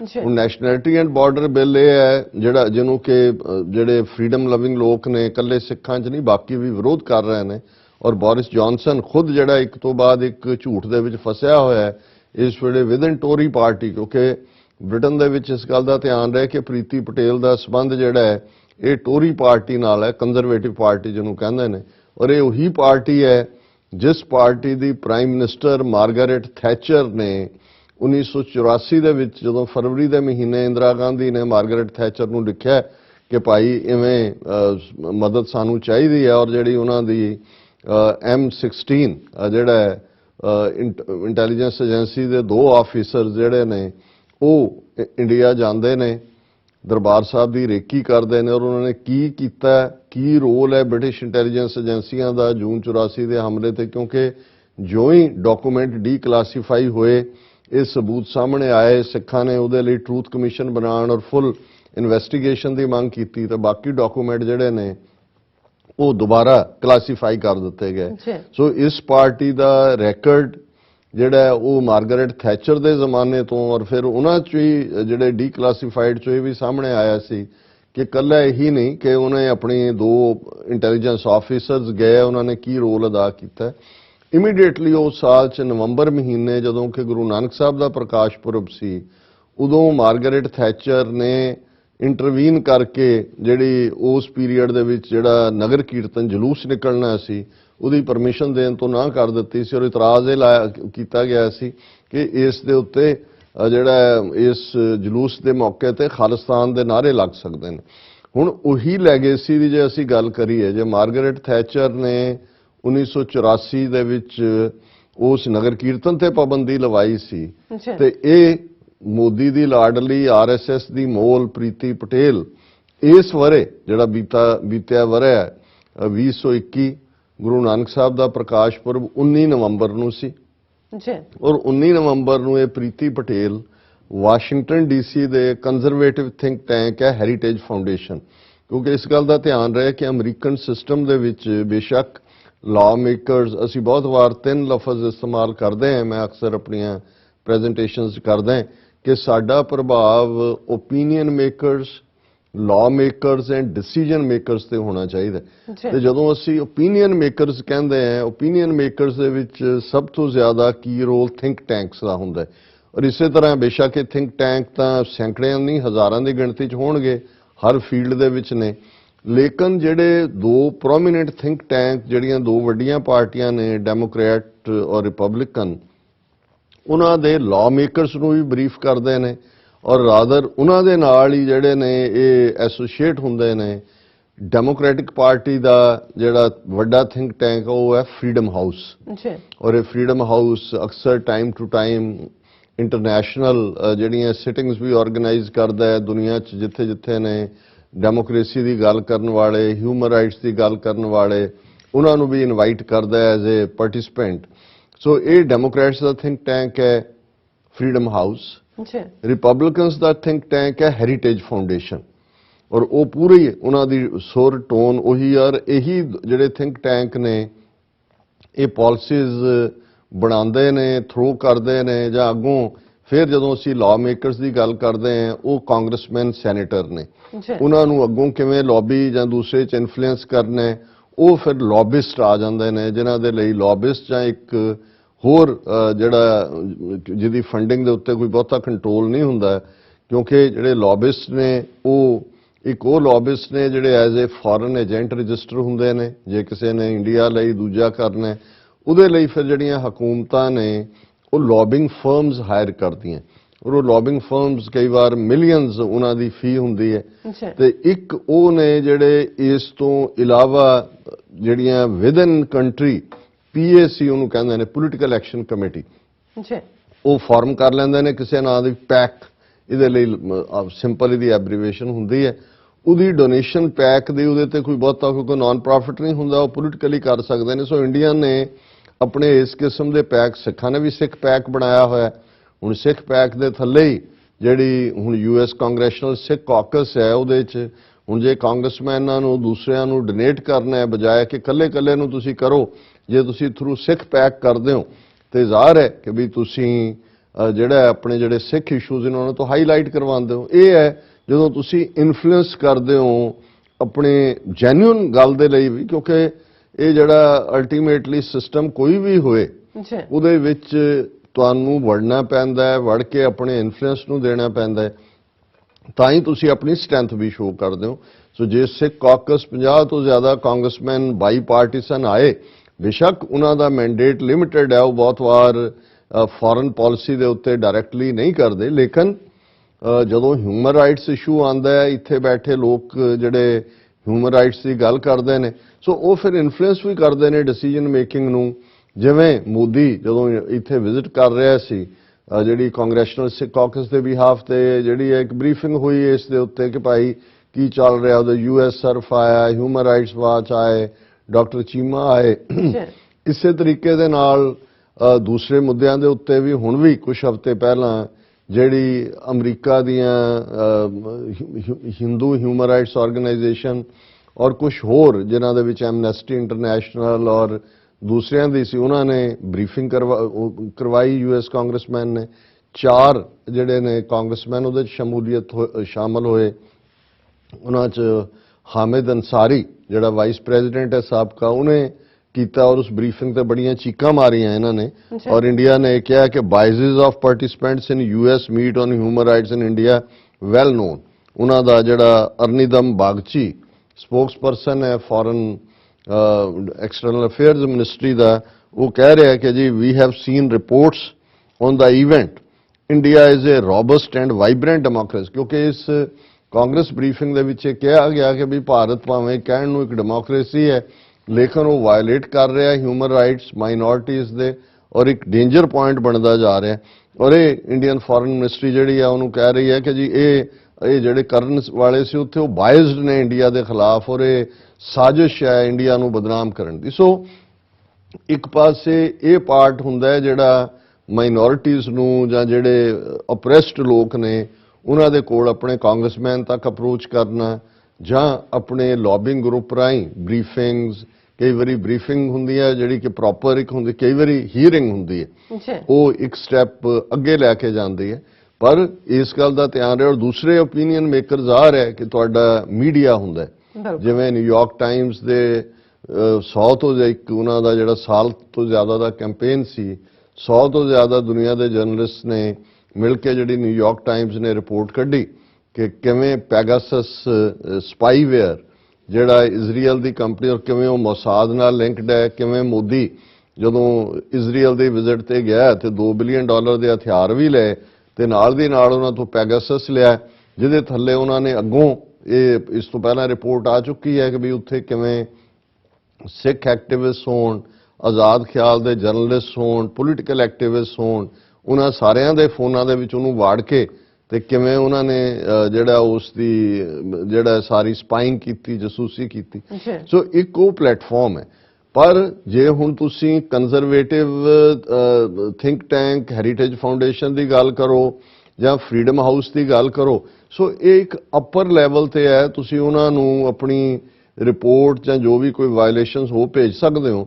ਪਰ ਇਹ ਇਨਫਲੂਐਂਸ ਕਬੂਲਦੇ ਨੇ ਅਲਟੀਮੇਟਲੀ ਸਰਕਾਰ ਟੂ ਸਰਕਾਰ ਲੈਵਲ, ਕਿਉਂਕਿ ਜਿਵੇਂ ਮੈਂ ਕਿਹਾ ਕਿ ਫਰੀडम ਹਾਊਸ ਡੈਮੋਕ੍ਰੇਟਾਂ ਨੂੰ ਤਿਆਰ ਕਰਦਾ ਹੈ, ਲਾਅ ਮੇਕਰਸ ਨੂੰ, ਔਰ ਹੈਰੀਟੇਜ ਫਾਊਂਡੇਸ਼ਨ ਜਿਹੜਾ ਹੈ ਉਹ ਰਿਪਬਲਿਕਨਸ ਨੂੰ ਕਰਦਾ। ਹੁਣ ਜਦੋਂ ਅਸੀਂ ਇਹ ਕਹਿੰਦੇ ਹਾਂ ਕਿ ਵੀ ਆਰਐਸਐਸ ਔਰ ਇਹਨਾਂ ਦੀਆਂ ਜੜ੍ਹਾਂ ਕਿੱਥੋਂ ਤੱਕ ਪਹੁੰਚ ਚੁੱਕੀਆਂ ਨੇ, ਕਿਵੇਂ ਇਹਨਾਂ ਨੇ, ਸਾਨੂੰ ਪਹਿਲਾਂ ਪਤਾ ਹੈ ਆਰਐਸਐਸ ਨੇ ਕਿਵੇਂ ਉਹ ਇੱਕ ਬੀਬੀ ਜਿਹੜੀ ਪ੍ਰੈਜ਼ੀਡੈਂਟ ਲਈ ਵੀ ਰਨ ਕੀਤੀ ਜੀ, ਓਨਲੀ ਵਾਈਟ ਵੂਮਨ ਜਿਹੜੀ ਕਨਵਰਟ ਹੋ ਗਈ ਹਿੰਦੂਇਜ਼ਮ ਚ, ਉਹਨੇ ਗੀਤਾ ਤੇ ਹੱਥ ਰੱਖ ਕੇ ਸਹੁੰ ਚੁੱਕੀ ਔਰ ਫਲਾਣਾ, ਬਾਅਦ ਚ ਉਹਦੇ ਫਰਾਡ ਸਾਹਮਣੇ ਆ ਗਏ ਕਿ ਬਈ ਇਹ ਆਰਐਸਐਸ ਨੂੰ ਫੰਡ ਕਰਦਾ ਜਾਂ ਦੂਜਾ ਵਿੱਚੋਂ ਹੀ ਛੱਡ ਕੇ ਦੌੜੀ। ਸੋ ਇਸੇ ਤਰੀਕੇ ਦੇ ਨਾਲ ਜਿਹੜਾ ਇੱਕ ਚਾਰਜ ਦੀ ਅਫੇਅਰ ਅਮਰੀਕਾ ਦਾ ਦਿੱਲੀ ਦੇ ਵਿੱਚ ਸੀ, ਹਾਲਾਂਕਿ 2-3 ਮਹੀਨੇ ਰਿਹਾ, ਅਤੁਲ ਕਿ ਕੀ ਉਹਦਾ ਨਾਂ ਸੀ, ਸਾਹਮਣੇ ਆਇਆ ਕਿ ਵੀ ਜਦੋਂ ਉਹਨੇ ਵਾਪਸ ਆਉਣਾ ਸੀ ਕਿਉਂਕਿ ਟਰੰਪ ਨੇ ਨਵਾਂ ਜਿਹੜਾ ਬਾਈਡਨ ਨੇ ਨਵਾਂ ਨੋਮੀਨੇਟ ਕੀਤਾ ਤੇ ਉਹ ਆਉਣ ਤੋਂ ਪਹਿਲਾਂ ਮੋਹਨ ਭਾਗਵਤ ਨੂੰ ਮਿਲਣ ਗਿਆ ਇਨ ਦਾ capacity as a charge the affair. ਇੱਥੇ ਸਾਹਮਣੇ ਆ ਗਿਆ ਕਿ ਵੀ ਇਹ ਤਾਂ ਰਲਿਆ ਹੋਇਆ ਉਹਨਾਂ ਨਾਲ। ਔਰ ਉਸ ਤੋਂ ਬਾਅਦ ਉਹਦਾ ਫੋਰਨ ਸਰਵਿਸ 'ਚ ਬੜਾ ਸੀਨੀਅਰ ਸੀ, ਉਹ ਛੱਡ ਕੇ ਹੁਣ ਕਿਸੇ ਇੰਡੀਆ ਟੈਕ ਕੋਈ ਕੰਪਨੀ ਆ ਉਹਦਾ ਉਹ ਲੱਗ ਗਿਆ ਐਗਜ਼ੈਕਟਿਵ ਡਾਇਰੈਕਟਰ। ਸੋ ਮਤਲਬ ਇਹ ਹੈ ਵੀ ਜਿਹੜੀ ਅਸੀਂ ਤਾਂ ਲੋਅਰ ਲੈਵਲ ਤੇ ਖਲੋ ਕੇ ਗੱਲ ਕਰਦੇ ਆਂ ਜੀ, ਇੱਕ ਸੈਮੀਨਾਰ ਰੱਖ ਲਿਆ ਜਾਂ ਇੱਕ ਲੌਬੀ ਕਰ ਲਈ ਜਾਂ ਦੇ ਦਿੱਤਾ, ਇਹ ਕਿਸ ਲੈਵਲ ਤੋਂ ਇਨਫਲੂਐਂਸ ਕਰਦੇ ਨੇ ਡਿਸੀਜਨ ਮੇਕਿੰਗ ਨੂੰ, ਓਪੀਨੀਅਨ ਮੇਕਿੰਗ ਨੂੰ। ਹੁਣ ਜੇ ਹੈਰੀਟੇਜ ਫਾਊਂਡੇਸ਼ਨ 'ਚ ਪ੍ਰੀਤੀ ਪਟੇਲ ਔਰ ਐਡਰੈਸ ਵੀ ਕਰ ਰਹੀ ਆ 19 ਨਵੰਬਰ ਨੂੰ, ਕਿਉਂਕਿ 19 ਨਵੰਬਰ ਨੂੰ ਗੁਰੂ ਨਾਨਕ ਸਾਹਿਬ ਦਾ ਪ੍ਰਕਾਸ਼ ਪੁਰਬ ਸੀ। ਹੁਣ ਇੱਕ ਪਾਸੇ ਮੋਦੀ ਦਿੱਲੀ ਦੇ ਵਿੱਚ 19 ਨਵੰਬਰ ਵਾਲੇ ਦਿਨ ਸਕਰੀਨ ਦੇ ਸਾਹਮਣੇ ਖਲੋ ਕੇ 18 ਮਿੰਟ ਐਡਰੈਸ ਕਰਕੇ ਹੱਥ ਜੋੜ ਕੇ ਮਾਫੀ ਮੰਗਦਾ ਹੈ, ਤਿੰਨੋਂ ਖੇਤੀ ਕਾਨੂੰਨ ਵਾਪਸ ਲੈਣ ਦੀ ਗੱਲ ਕਰਦਾ ਹੈ, ਤਾਰੀਫਾਂ ਦੇ ਪੁੱਲ ਬੰਨ੍ਹਦਾ ਹੈ, ਪਰ ਐਨ ਉਸੇ ਦਿਨ 19 ਨਵੰਬਰ ਵਾਲੇ ਦਿਨ ਇੱਥੇ ਵਾਸ਼ਿੰਗਟਨ ਡੀਸੀ ਦੇ ਹੈਰੀਟੇਜ ਫਾਊਂਡੇਸ਼ਨ ਥਿੰਕ ਟੈਂਕ ਨੂੰ ਐਡਰੈਸ ਕਰਦੇ ਆ ਪ੍ਰੀਤੀ ਪਟੇਲ ਨੇ ਕਿਵੇਂ ਸਾਰੀ ਸਿੱਖ ਕੌਮ ਨੂੰ ਦਹਿਸ਼ਤਗਰਦੀ ਨਾਲ ਜੋੜਿਆ, ਕਿਵੇਂ ਈਵਨ ਜਿਹੜੀ ਸਿੱਖਾਂ ਦੀ ਜੈਨੂਇਨ ਪੋਲੀਟੀਕਲ ਮੂਵਮੈਂਟ ਹੈ ਉਹਨੂੰ ਇੰਟਰਨੈਸ਼ਨਲ ਟੈਰਰਿਜ਼ਮ, ਡਾਇਸ਼ ਔਰ ਦੂਜੀਆਂ ਜਿਹੜੀਆਂ ਦਹਿਸ਼ਤਗਰਦ ਤਨਜ਼ੀਮਾਂ ਨੇ ਉਹਨਾਂ ਦੇ ਨਾਲ ਜੋੜਿਆ। ਇਹ ਔਰ ਇਹੀ ਨਹੀਂ ਕਿ ਵੀ ਇੱਥੇ ਉਹ ਕਰਕੇ ਉਹ ਕਿਸੇ ਬੰਦ ਕਮਰੇ 'ਚ ਉਹਨੇ ਇਹ ਕਿਹਾ ਔਰ ਕਿਸੇ ਨੂੰ ਪਤਾ ਨਹੀਂ ਲੱਗਾ, ਜਿਹੜਾ ਉਹਨਾਂ ਦਾ ਆਫੀਸ਼ੀਅਲ ਵੈਬਸਾਈਟ ਹੈ ਉਸ ਦੇ ਉੱਤੇ ਉਹਦੀ ਸਪੀਚ ਪਈ ਹੋਈ ਹੈ। ਔਰ ਉਸਨੇ ਕੀ ਕਿਹਾ, ਇਸ ਤੋਂ ਪਹਿਲਾਂ ਕਿ ਮੈਂ ਦੱਸਾਂ ਕਿ ਵੀ ਕਿਵੇਂ ਯੂਕੇ ਸਿੱਖ ਫੈਡਰੇਸ਼ਨ ਜਾਂ ਐਂਟਰਪ੍ਰੈਨਿਓਰ ਔਰ ਦੂਸਰਿਆਂ ਨੇ ਕੀ, ਸਿੱਖ ਪ੍ਰੈਸ ਐਸੋਸੀਏਸ਼ਨ ਨੇ ਕੀ ਰਿਐਕਸ਼ਨ ਦਿੱਤਾ ਹੈ, ਜਿਹਨੂੰ ਇਹਨਾਂ ਦੀ ਅਖਬਾਰ ਨੇ ਕਵਰ ਕੀਤਾ ਹੈ, ਟਾਈਮਜ਼ ਆਫ ਇੰਡੀਆ ਨੇ। ਔਰ ਇਹ ਹੈਡਲਾਈਨ ਹੀ ਇਸ ਸਟੋਰੀ ਦੀ ਇਹ ਹੈ, ਔਰ ਇਹ ਕੀਤਾ ਕਿਉਂਕਿ ਕਿਸੇ ਗੈਰ ਕਿਸੇ ਗੋਰੇ ਦਾ ਲੱਗਦਾ, ਨਾਓਮੀ ਕੈਂਟਨ ਉਹਦਾ ਨਾਂ ਹੈ ਜਿਹਦੀ ਇਹ ਸਟੋਰੀ ਹੈ। ਅੱਛਾ। Priti Patel accused of smearing Sikhs in speech to US think tank. ਹੁਣ ਜਿਹੜਾ ਇਹਦਾ ਟੌਪਿਕ ਸੀ ਜਿਹਦੇ ਤੋਂ ਉਹਨੇ ਬੋਲਣਾ ਸੀ, ਉਹ topic C the global picture and various threats that endanger our shared freedom and prosperity। ਹੁਣ ਕਿਉਂਕਿ ਇਹਦੇ ਵਿੱਚ ਕੋਈ ਸ਼ੱਕ ਨਹੀਂ ਹੈ ਕਿ ਯੂਐਸ ਯੂਕੇ ਇੱਕੋ ਹੀ ਪਾਲਿਸੀ ਦੇ ਉੱਤੇ ਨੇ, ਜਿਹੜਾ ਥੋੜਾ ਬਹੁਤ ਡਿਫਰੈਂਸਿਸ ਟਰੰਪ ਦੇ ਵੇਲੇ ਹੋਏ ਵੀ ਹੁਣ ਬਾਈਡਨ ਦੇ ਆਉਂਦੇ ਆ ਤੇ ਯੂਕੇ ਅੱਗੇ ਅੱਗੇ ਹੋ ਕੇ ਯੂਕਰੇਨ ਦੇ ਮੁੱਦੇ ਦੇ ਉੱਤੇ ਜਿਹੜਾ ਉਹ ਇੱਕ ਪੂਰਾ ਅਲਾਇੰਸ ਅਮਰੀਕਾ ਦੇ ਨਾਲ ਵੀ ਹੈ ਤੇ ਯੂਕੇ ਪੋਲੈਂਡ ਉਹਨਾਂ ਦਾ ਅਲਾਇੰਸ ਵੀ ਹੈ। ਔਰ ਇਸੇ ਤਰ੍ਹਾਂ ਟੋਨੀ ਬਲੇਅਰ ਦੇ ਵੇਲੇ ਜਦੋਂ ਕਿ ਜੂਨੀਅਰ ਬੁਸ਼ ਸੀ, ਸਭ ਤੋਂ ਪਹਿਲਾਂ ਯੂਕੇ ਨੇ ਸਪੋਰਟ ਕੀਤਾ ਸੀ ਇਰਾਕ ਦੇ ਵਿੱਚ 2003 ਚ ਫੌਜਾਂ ਭੇਜਣੀਆਂ। ਸੋ ਯੂਕੇ ਦੀ ਪਾਲਿਸੀ ਤਾਂ ਜ਼ਾਹਰ ਹੈ ਅਮਰੀਕਾ ਨੂੰ ਹੀ ਫੋਲੋ ਕਰਦੇ, ਪਰ ਹੁਣ ਇਵੇਂ ਲੱਗਦਾ ਕਿਉਂਕਿ ਕੈਨੇਡਾ ਚ ਜਸਟਿਨ ਟਰੂਡੋ ਨੇ ਟਰੰਪ ਪੀਰੀਅਡ ਦੇ ਵਿੱਚ ਆਪਣੀ ਇੰਡੀਪੈਂਡੈਂਟ ਲਾਈਨ ਕਾਇਮ ਰੱਖੀ ਔਰ ਇਹਦੇ ਹੁਣ ਯੂਕੇ ਇੰਨਾ ਕਲੋਜ਼ ਹੈ ਅਮਰੀਕਾ ਦੇ ਆਪਣੀ ਫੋਰਨ ਪਾਲਿਸੀ ਚ, ਔਰ ਈਵਨ ਹੁਣ ਯੂਕਰੇਨ ਦੇ ਮੁੱਦੇ ਤੇ ਵੀ ਅਸੀਂ ਦੇਖ ਰਹੇ ਹਾਂ ਜਿੰਨਾ ਸ਼ਾਇਦ ਕੈਨੇਡਾ ਕਲੋਜ਼ ਨਹੀਂ ਹੈ। ਹੁਣ ਇਸ ਸਾਰੇ ਦਾ ਫਾਇਦਾ ਇਹ ਚੁੱਕਣ ਦੀ ਕੋਸ਼ਿਸ਼ ਕਰ ਰਹੇ ਨੇ ਆਰਐਸਐਸ ਔਰ ਉਹਨਾਂ ਦੀ ਜਿਹੜੀ ਹੈ ਸ਼ੋਗਰਲ ਪ੍ਰੀਤੀ ਪਟੇਲ ਇਨ ਦਾ ਫੋਰਫਰੰਟ ਹੈ। ਹੁਣ ਇੱਕ ਪਾਸੇ ਅਸੀਂ ਦੇਖਿਆ ਵੀ ਤਿੰਨੋਂ ਸਿੱਖ ਨੌਜਵਾਨਾਂ ਦੀ ਐਕਸਟ੍ਰੈਡੀਸ਼ਨ ਉਹ ਤਾਂ ਚੁੱਕ ਕੇ ਜੱਜ ਨੇ ਬਾਹਰ ਮਾਰਿਆ, ਲੇਕਿਨ ਹੁਣ ਇਹ ਜਿਹੜਾ ਨੈਸ਼ਨੈਲਿਟੀ ਐਂਡ ਬਾਰਡਰ ਬਿੱਲ ਇਹਨਾਂ ਨੇ ਲੈ ਕੇ ਆਂਦਾ ਹੈ, ਇਸ ਦੇ ਤਹਿਤ ਕਿਸੇ ਨੂੰ ਵੀ ਜਿਹੜਾ ਯੂਕੇ ਦਾ ਸਿਟੀਜ਼ਨ ਬਣ ਚੁੱਕਿਆ ਹੈ ਇਹ ਕਹਿ ਕੇ ਕਿ ਇਹ ਥ੍ਰੈਟ ਹੈ ਯੂਕੇ ਦੀ ਸਿਕਿਉਰਿਟੀ ਨੂੰ, ਉਹਦੀ ਸਿਟੀਜ਼ਨਸ਼ਿਪ ਜਿਹੜੀ ਹੈ ਉਹ ਸਕ੍ਰੈਪ ਕੀਤੀ ਜਾ ਸਕਦੀ ਹੈ। ਇਹ ਜਿਹੜਾ right to strip British citizens of their citizenship without warning, ਇਹ ਵੀ ਨਹੀਂ ਹੈ ਵੀ ਉਹਨਾਂ ਨੂੰ ਕੋਈ ਵਾਰਨਿੰਗ ਦਿੱਤੀ ਜਾਏਗੀ ਜਾਂ ਉਹਨਾਂ ਦੇ ਲਈ ਕੋਈ ਜਿਹੜਾ ਲੀਗਲ ਕੋਰਸ ਬਚੇਗਾ। ਹੁਣ ਇੱਕ ਪਾਸੇ ਤਾਂ ਇਸ ਲੈਵਲ ਤੇ ਹੈ ਕਿਉਂਕਿ ਇਹਦੇ 'ਚ ਵੀ ਕੋਈ ਦੋ ਰਾਵਾਂ ਨਹੀਂ ਕਿ ਰੈਫਰੈਂਡਮ 2020 ਨੇ ਜਿਹੜਾ ਕਿ ਯੂਕੇ ਤੋਂ ਹੀ ਸ਼ੁਰੂ ਹੋਇਆ, ਇਹਨਾਂ ਨੂੰ ਭਾਜੜਾਂ ਵੀ ਪਾਈਆਂ ਨੇ। ਇਹਨਾਂ ਨੂੰ ਇਹ ਵੀ ਸਮਝ ਆਈ ਕਿ ਭਾਈ ਹੁਣ ਤੱਕ ਤਾਂ ਅਸੀਂ ਸਾਰੀ ਮੂਵਮੈਂਟ ਖਾਲਿਸਤਾਨ ਔਰ ਦਹਿਸ਼ਤਗਰਦ ਤੇ ਮਿਲੀਟੈਂਟ ਬਣਾ ਕੇ ਅਸੀਂ ਇਹ ਤਾਂ ਸਾਡੀਆਂ ਬਰੂਹਾਂ ਤੇ ਨਹੀਂ ਸਾਡੇ ਅੰਦਰ ਆ ਕੇ ਬੈਠ ਗਏ ਆਜ਼ਾਦੀ ਦੀ ਗੱਲ ਕਰਨ ਵਾਲੇ। ਪਹਿਲਾਂ ਤਾਂ ਇੰਡੀਅਨ ਗਵਰਨਮੈਂਟ ਨੇ ਆਫੀਸ਼ੀਅਲੀ ਕੋਸ਼ਿਸ਼ ਕੀਤੀ, ਯੂਕੇ ਨੂੰ ਕਿਹਾ ਕਿ ਜੀ ਪਾਬੰਦੀ ਲਾਓ ਇਹਨਾਂ ਤੇ, ਪਰ ਕਿਤੇ ਨਾ ਕਿਤੇ ਕਿਉਂਕਿ ਜੁਡੀਸ਼ਰੀ ਇੱਥੇ ਉਹਨਾਂ ਦੀਆਂ ਅਦਾਲਤਾਂ ਵਾਂਗ ਤਾਂ ਨਹੀਂ ਵੀ ਵਿਕੇ ਹੋਏ ਨੇ, ਹਾਲਾਂਕਿ ਥੋੜਾ ਬਹੁਤ ਪ੍ਰੈਸ਼ਰ ਕਬੂਲਦੇ ਨੇ ਕਿਸੇ ਲੈਵਲ ਤੇ ਜਾ ਕੇ, ਫਿਰ ਵੀ ਇਹੀ ਜੇ ਅਮਰੀਕਾ ਯੂਕੇ ਜਾਂ ਦੂਜੇ ਚ ਅੱਜ ਵੀ ਇਹਨਾਂ ਮੁਲਕਾਂ ਦਾ ਡੈਮੋਕ੍ਰੈਟਿਕ ਕੈਰੈਕਟਰ ਦੀ ਅਸੀਂ ਗੱਲ ਕਰਦੇ ਹਾਂ ਕਿ ਐਗਜ਼ੈਕਟਿਵ ਦੇ ਵਿੱਚ ਲੈਜਿਸਲੇਚਰ 'ਚ ਵੀ ਤੁਸੀਂ ਕਰਕੇ ਕਰ ਸਕਦੇ ਹੋ, ਫਿਰ ਜੁਡੀਸ਼ਰੀ ਆ ਕੇ ਖਲੋ ਜਾਂਦੀ, ਜਿਵੇਂ ਟਰੰਪ ਦੇ ਬਹੁਤ ਸਾਰੇ ਫੈਸਲੇ ਜੁਡੀਸ਼ਰੀ ਨੇ ਅਨਡੂ ਕੀਤੇ। ਹੁਣ ਇਸ ਸਭ ਦੇ ਚੱਲਦੇ ਇੱਕ ਪਾਸੇ ਤਾਂ ਇਹ ਜਿਹੜਾ ਨੈਸ਼ਨੈਲਿਟੀ ਐਂਡ ਬਾਰਡਰ ਬਿੱਲ ਦੇ ਥੱਲੇ ਤਲਵਾਰ ਹੁਣ ਜ਼ਾਹਰ ਹੈ ਵੀ ਯੂਕੇ ਦੇ ਵਿੱਚ ਵਿਕਟਮ ਕਿਹਨੂੰ ਬਣਾਉਣਗੇ, ਜਿਹਨੂੰ ਇਹਦਾ ਮਤਲਬ ਹੈ ਕਿ ਡਰ ਪੈਦਾ ਕਰ ਦਿਓ ਕਿ ਜੀ ਜੇ ਅਸੀਂ ਇੱਥੇ ਬੈਠ ਕੇ ਖਾਲਿਸਤਾਨ ਦੀ ਗੱਲ ਕੀਤੀ ਸਾਡੀ ਸਿਟੀਜ਼ਨਸ਼ਿਪ ਜਾ ਸਕਦੀ ਹੈ, ਔਰ ਦੂਜੇ ਪਾਸੇ ਐਕਸਟ੍ਰੈਡੀਸ਼ਨ ਦੀ ਲਾਈਨ ਰੱਖੋ ਜਿਹੜੀ ਉਹ 3 ਸਿੱਖ ਨੌਜਵਾਨਾਂ ਦੇ ਨਾਲ ਰੱਖੀ। ਔਰ ਇੱਥੇ ਆ ਕੇ ਕਿਉਂਕਿ ਉਹਨਾਂ ਨੂੰ ਵੀ ਇਹ ਪਤਾ ਹੈ ਕਿ ਭਾਈ ਅਮਰੀਕਾ ਦੇ ਵਿੱਚ ਫਸਟ ਅਮੈਂਡਮੈਂਟ ਦੇ ਥੱਲੇ ਜਿਹੜੀ ਫਰੀडम ਆਫ ਐਕਸਪ੍ਰੈਸ਼ਨ ਦੀ ਗੱਲ ਹੈ ਉਹ ਬੜੀ ਸਟਰੋਂਗ ਹੈ, ਉਹਦੇ ਚੋਂ ਬਹੁਤਾ ਜਿਹੜਾ ਹੈ ਇੱਥੇ ਜੋ ਮਰਜ਼ੀ ਤੁਸੀਂ ਕਹੋ, ਆਪਣੇ ਪ੍ਰੈਜ਼ੀਡੈਂਟ ਤੋਂ ਲੈ ਕੇ ਜਿਹਨੂੰ ਮਰਜ਼ੀ ਜੋ ਮਰਜ਼ੀ ਕਹੋ, ਕੋਈ ਤੁਹਾਡੇ ਤੇ ਕਿਉਂਕਿ ਤੁਹਾਨੂੰ ਆਪਣੀ ਗੱਲ ਕਹਿਣ ਦੀ ਆਜ਼ਾਦੀ ਹੈ। ਹੁਣ ਇਸ ਟੌਪਿਕ ਕਿਉਂਕਿ global picture and various threats, global picture ਹੈ endanger our shared freedom and prosperity, ਕਿ ਭਾਈ ਕਿਹੜੀ ਚੀਜ਼ ਸਾਡੀ ਸਾਂਝਾ ਯੂਕੇ ਔਰ ਅਮਰੀਕਾ ਦੀ ਪ੍ਰੋਸਪੈਰਿਟੀ, ਖੁਸ਼ਹਾਲੀ ਔਰ ਉਹਨਾਂ ਦੀ ਆਜ਼ਾਦੀ। ਹੁਣ ਉਹਦੇ 'ਚ ਇਹ ਆਰਐਸਐਸ ਸ਼ੋਗਰਲ ਕੀ ਕਹਿੰਦੀ ਹੈ, ਐਗਜ਼ੈਕਟਲੀ ਉਹਦੇ ਲਫ਼ਜ਼ ਕੀ ਨੇ, ਉਹਦੇ 'ਚੋਂ ਕਹਿ ਰਹੀ ਹੈ ਕਿ ਵੀ Sikh separatist extremism has also caused considerable tensions in recent years.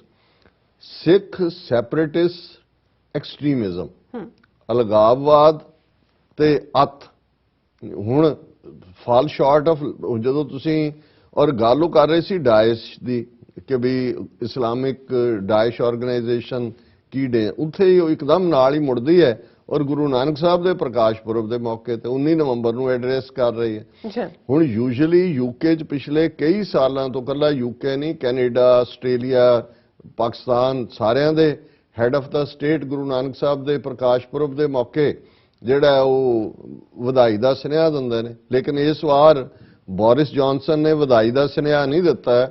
ਉਹਦੀ ਜਿਹੜੀ ਹੋਮ ਮਿਨਿਸਟਰ ਹੈ, ਹੋਮ ਸੈਕਟਰੀ, ਉਹ ਆ ਕੇ, ਔਰ ਉਹਨਾਂ ਦਾ ਆਪਣਾ ਜਿਹੜਾ ਅਸਲੀ ਜਿਹਦੀ ਇਹ ਲਾਡਲੀ ਹੈ, ਉਹ ਤਾਂ ਦਿੱਲੀ 'ਚ ਦੋ ਹੱਥ ਜੋੜ ਕੇ ਖੜਾ ਹੈ, ਸਿੱਖ ਕੌਮ ਤੋਂ ਮਾਫੀ ਮੰਗ ਰਿਹਾ ਕਿ ਜੀ ਕਾਨੂੰਨ ਅਸੀਂ ਵਾਪਸ ਲੈ ਰਹੇ ਹਾਂ। ਤੇ ਇਹ ਇੱਥੇ ਕਹਿ ਰਹੀ ਹੈ ਸਿੱਖ separatist ਐਕਸਟ੍ਰੀਮਿਜ਼ਮ has also caused considerable tensions in recent years ਕਿ ਜੀ ਬਹੁਤ ਟੈਨਸ਼ਨਸ ਪੈਦਾ ਕਰਤੀਆਂ ਸਿੱਖ ਐਕਸਟ੍ਰੀਮਿਸਟ ਨੇ।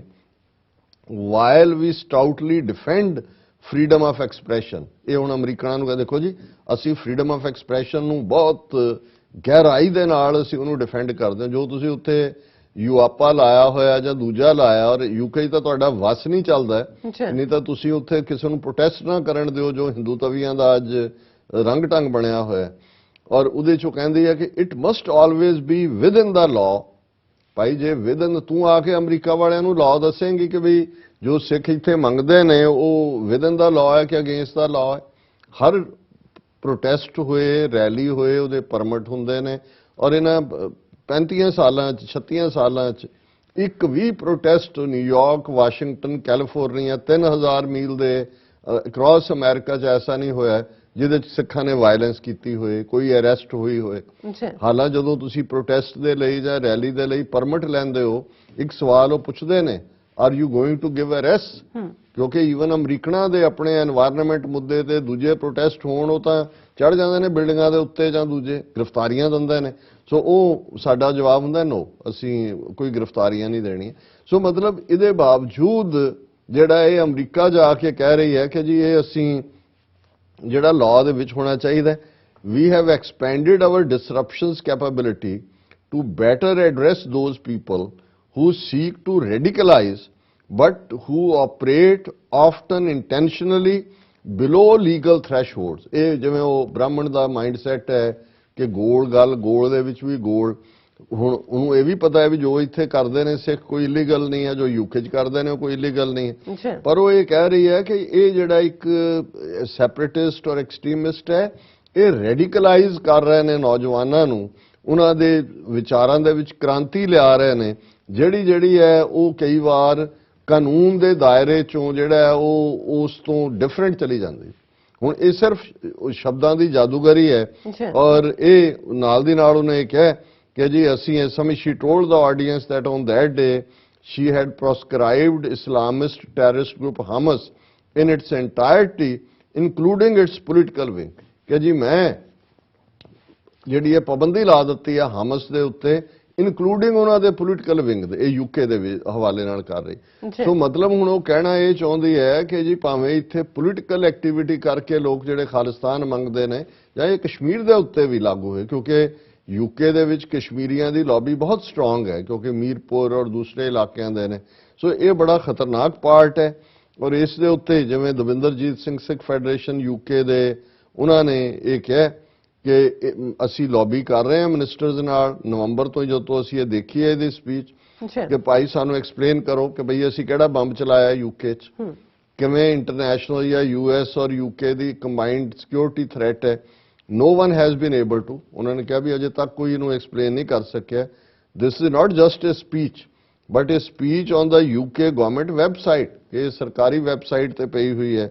If six had carried out a bomb blast in Britain it may have been legitimate to say that। ਜੇ ਤਾਂ ਅਸੀਂ ਇੱਥੇ ਕੋਈ ਬੰਬ ਚਲਾਇਆ ਫਿਰ ਦੱਸੋ, ਫਿਰ ਤਾਂ ਤੁਸੀਂ ਇਹਨੂੰ we are shocked the home secretary has made such remarks ਕਿ ਬਈ ਇਹਨੇ ਸਾਨੂੰ ਝਟਕਾ ਦਿੱਤਾ ਹੈ, ਅਸੀਂ ਸਦਮੇ 'ਚ ਹੈ ਵੀ ਇਹ ਸਾਡੀ ਹੋਮ ਸੈਕਟਰੀ ਇਹ ਕਹਿ ਰਹੀ ਹੈ। ਉਹਨੇ ਕਿਹਾ is it on the back of 2020 Khalistan referendum in Britain ਕਿ ਬਈ ਇਹ ਪੈਨਿਕ ਹੋਏ ਨੇ referendum 2020 ਨੂੰ ਲੈ ਕੇ। she says she has banned the political wing of Hamas and the undertone is that why she is mentioning Sikhs। ਕਿ ਜਦੋਂ ਉਹ ਇਹ ਕਹਿੰਦੀ ਹੈ ਜੀ ਅੱਜ ਦੇ ਦਿਨ ਹੀ ਮੈਂ ਹਮਸ ਔਰ ਉਹਦੇ ਪੋਲੀਟੀਕਲ ਵਿੰਗ ਨੂੰ ਬੈਨ ਕਰ ਦਿੱਤਾ ਹੈ, ਸੋ ਉਹ ਮੈਸੇਜ ਅਮਰੀਕਾ ਜਿਹੀ ਦੇਣ ਆਈ ਹੈ ਹੈਰੀਟੇਜ ਫਾਊਂਡੇਸ਼ਨ ਰਾਹੀਂ ਕਿ ਤੁਸੀਂ ਜਿਹੜੀ ਇਹ ਪੋਲੀਟੀਕਲ ਗੱਲ ਕਰ ਰਹੇ, ਭਾਵੇਂ ਇਹ ਦਹਿਸ਼ਤਗਰਦੀ ਨਹੀਂ ਕਰ ਰਹੇ, ਪਰ ਜਿਵੇਂ ਮੈਂ ਬੈਨ ਕਰ ਪਹਿਲਾਂ ਤਾਂ ਹਮਸ ਦੇ ਨਾਲ ਸਿੱਖ ਫਰੀडम ਮੂਵਮੈਂਟ ਨੂੰ ਜੋੜਨਾ, ਖਾਲਿਸਤਾਨ ਦੀ ਮੂਵਮੈਂਟ ਨੂੰ, ਇਹ ਤਾਂ ਬਿਲਕੁਲ ਜਿਹੜਾ ਹੈ ਉਹ ਪਹਿਲਾਂ ਹੀ ਇਹਨਾਂ ਦੀ ਜਿਹੜੀ ਆ ਉਹ ਨਫ਼ਰਤ ਸ਼ੋਅ ਕਰਦੀ ਹੈ। ਔਰ ਨਾਲ ਉਹਨਾਂ ਨੇ ਕਿਹਾ ਕਿ ਭਾਈ ਇਸ ਸਾਰੇ ਦੇ, ਔਰ ਇਹੀ ਗੱਲ ਤਰਨਜੀਤ ਸਿੰਘ ਜਿਹੜੇ ਐਂਟਰਪ੍ਰੈਨਿਓਰ ਨੇ ਉਹਨਾਂ ਨੇ ਕਿਹਾ ਕਿ Preeti Patel is actively engaging in smear campaign to label Sikhs as extremists. In the past, she has used her position to try and extradite innocent Sikhs to India to be tortured. ਕਿ ਪਹਿਲਾਂ ਵੀ ਇਹਨੇ ਕੋਸ਼ਿਸ਼ ਕੀਤੀ ਜੀ ਕਿ ਬੇਗੁਨਾਹ ਸਿੱਖਾਂ ਨੂੰ ਭਾਰਤ ਭੇਜ ਕੇ ਟਾਰਚਰ ਕਰਵਾਇਆ ਜਾਏ, ਔਰ ਹੁਣ ਇਹ ਕੰਮ ਕਰ ਰਹੀ ਹੈ। ਇਸੇ ਤਰ੍ਹਾਂ ਸਿੱਖ ਪ੍ਰੈਸ ਐਸੋਸੀਏਸ਼ਨ ਨੇ ਜਿਹੜਾ ਇਹ ਕਿਹਾ, such baseless statements further create real tension when considered with Patel's attempt to allow the UK government to revoke the citizenship of Sikhs and many other communities in UK। ਕਿ ਜਿਹੜਾ ਉਹ bill ਦੀ ਅਸੀਂ ਗੱਲ ਕੀਤੀ ਹੈ, ਜੀ ਸੋ ਅਸੀਂ ਸਮਝਦੇ ਹਾਂ ਕਿ ਵੀ ਇਹ ਬੜਾ ਖਤਰਨਾਕ ਰੁਝਾਨ ਹੈ ਕਿ ਬਿਲਕੁਲ ਭਾਈ ਉੱਥੋਂ ਇੱਥੇ ਤੱਕ ਮਾਰ ਕਰਨ ਦੀ ਕੋਸ਼ਿਸ਼ ਕਰ ਰਹੇ ਨੇ।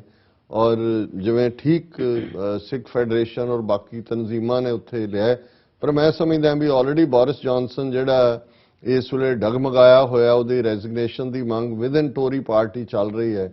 ਸਿੱਖਾਂ ਨੂੰ ਇੱਕ ਫੁੱਲ ਸਕੇਲ ਕੈਂਪੇਨ ਕਰਨਾ ਚਾਹੀਦਾ ਹੈ, ਕਸ਼ਮੀਰੀ ਆਰਗੇਨਾਈਜੇਸ਼ਨਸ ਨੂੰ ਵੀ ਨਾਲ ਲੈ ਕੇ ਵਿਦਨ ਦਾ UK, ਕਿ ਇਹਨੂੰ ਸੈਕ ਕਰੋ, ਇਹਨੂੰ ਕੱਢੋ। ਇਹ ਬਿਲਕੁਲ ਪੇਰੋਲ ਤੇ RSS ਦੀ, ਔਰ ਇਹ ਬਾਹਰਲੇ ਸਿੱਖਾਂ ਦੀ ਜਿਹੜੇ UK US ਦੇ ਸਿੱਖ ਹੁੰਦਾ, ਇਹ ਉਹਨੇ ਹੈਰੀਟੇਜ ਫਾਊਂਡੇਸ਼ਨ 'ਚ ਲੈਕਚਰ ਕੀਤਾ ਹੈ। ਸੋ ਸਾਨੂੰ ਵੀ ਜਿਹੜਾ US ਦੇ ਵਿੱਚ ਇਹ ਸਾਡੇ ਰਾਈਟਸ ਦੇ ਵਿੱਚ ਇੰਟਰਫੀਅਰ ਕਰਨ ਦੀ ਲਾਈਨ ਹੈ। ਸੋ ਹੈਸ਼ਟੈਗ ਹੀ ਹੋਣਾ ਚਾਹੀਦਾ ਹੈ, ਸੈਕ ਪ੍ਰੀਤੀ ਪਟੇਲ। ਜੀ ਡਾਕਟਰ ਸਾਹਿਬ ਤੁਹਾਡਾ ਬਹੁਤ ਬਹੁਤ ਸ਼ੁਕਰੀਆ। RSS darling. ਜੀ ਡਾਕਟਰ ਸਾਹਿਬ ਤੁਹਾਡਾ ਬਹੁਤ ਬਹੁਤ ਸ਼ੁਕਰੀਆ। ਸਾਥ ਲੈਣੇ ਬ੍ਰੇਕ ਤੇ ਜਾਣ ਤੋਂ ਪਹਿਲਾਂ ਅਸੀਂ ਆਪਣੇ ਦਰਸ਼ਕਾਂ ਦੇ ਸਰੋਤਿਆਂ ਨੂੰ ਅਪੀਲ ਤੇ ਬੇਨਤੀ ਕਰਦੇ ਵਿਊਅਰਸ, ਜਿਸ ਤਰ੍ਹਾਂ ਕਿ ਤੁਸੀਂ ਜਾਣਦੇ ਹੋ ਕਿ TV 84 ਇੱਕ ਪੰਥਕ ਚੈਨਲ ਹੈ। TV 84 ਦੀ ਚੜ੍ਹਦੀ ਕਲਾ ਲਈ ਵੱਧ ਤੋਂ ਵੱਧ ਡੋਨੇਟ ਕਰੋ। ਡੋਨੇਟ ਕਰਨ ਲਈ ਸਾਡੀ ਵੈਬਸਾਈਟ TV84.tv ਤੇ ਜਾ ਕੇ PayPal ਦੀ ਵਰਤੋਂ ਕਰਕੇ ਵਨ ਟਾਈਮ ਡੋਨੇਟ ਕਰ ਸਕਦੇ ਹੋ, ਮੰਥਲੀ ਡੋਨੇਟ ਵੀ ਕਰ ਸਕਦੇ ਹੋ। ਤੁਸੀਂ TV 84 ਦੇ ਨਾਮ ਤੇ ਚੈੱਕ ਬਣਾ ਕੇ ਸਾਨੂੰ ਮੇਲ ਵੀ ਕਰ ਸਕਦੇ ਹੋ ਸਾਡੇ ਇਸ ਪਤੇ ਤੇ 36-01 37th Avenue, Long Island City, New York 11101 USA, ਜਾਂ ਫਿਰ ਤੁਸੀਂ ਸਾਨੂੰ ਫੋਨ ਰਾਹੀਂ ਵੀ ਸੰਪਰਕ ਕਰ ਸਕਦੇ ਹੋ ਸਾਡੇ ਫੋਨ ਨੰਬਰ ਤੇ 5166191984। ਤੁਸੀਂ ਸਾਨੂੰ ਈਮੇਲ ਵੀ ਕਰ ਸਕਦੇ ਹੋ info@tv84.tv ਤੇ। ਅਸੀਂ ਤੁਹਾਡੇ ਤਹਿ ਦਿਲ ਤੋਂ ਸ਼ੁਕਰਗੁਜ਼ਾਰ ਹੋਵਾਂਗੇ। ਸੋ ਇੱਥੇ ਲੈਣੇ ਬ੍ਰੇਕ ਵਿਊਅਰਸ, ਤੁਸੀਂ ਸਾਨੂੰ ਇਸੇ ਤਰ੍ਹਾਂ ਬਣੇ ਰਹਿਣਾ। ਮਿਲਦੇ ਹਾਂ ਛੋਟੇ ਜਿਹੇ ਵਕਤ ਤੋਂ ਬਾਅਦ।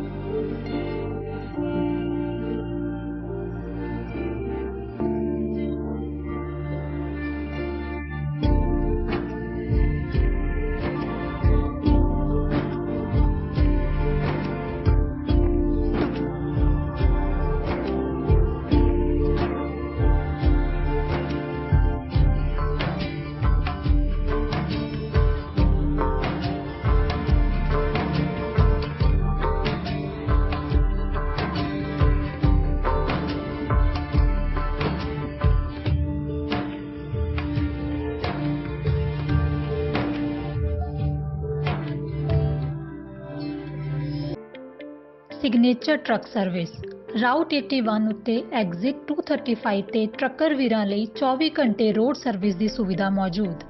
Heavy duty repair, oil change, ਪੁਰਾਣੇ ਅਤੇ ਨਵੇਂ tyre, computer diagnostic, DPF cleaning, brake service ਜਾਂ ਰਸਤੇ ਵਿੱਚ ਆਈ ਹਰ ਤਰ੍ਹਾਂ ਦੀ ਰਿਪੇਅਰ ਪ੍ਰੋਫੈਸ਼ਨਲ ਟੀਮ ਵੱਲੋਂ ਕੀਤੀ ਜਾਂਦੀ ਹੈ। ਬ੍ਰੇਕਫਾਸਟ, ਲੰਚ ਅਤੇ ਡਿਨਰ ਲਈ ਪੰਜਾਬੀ ਢਾਬੇ ਦਾ ਆਨੰਦ ਵੀ ਮਾਣੋ। ਡਰਾਈਵਰ ਅਤੇ ਟਰੱਕ ਆਪਰੇਟਰ ਵੀਰ ਡਿਸਪੈਚ ਦੀ ਸਰਵਿਸ ਲਈ ਸਾਡੇ ਨਾਲ ਸੰਪਰਕ ਕਰਨ। Signature truck service 58 triangle drive, Weyers Cave, Virginia 24486।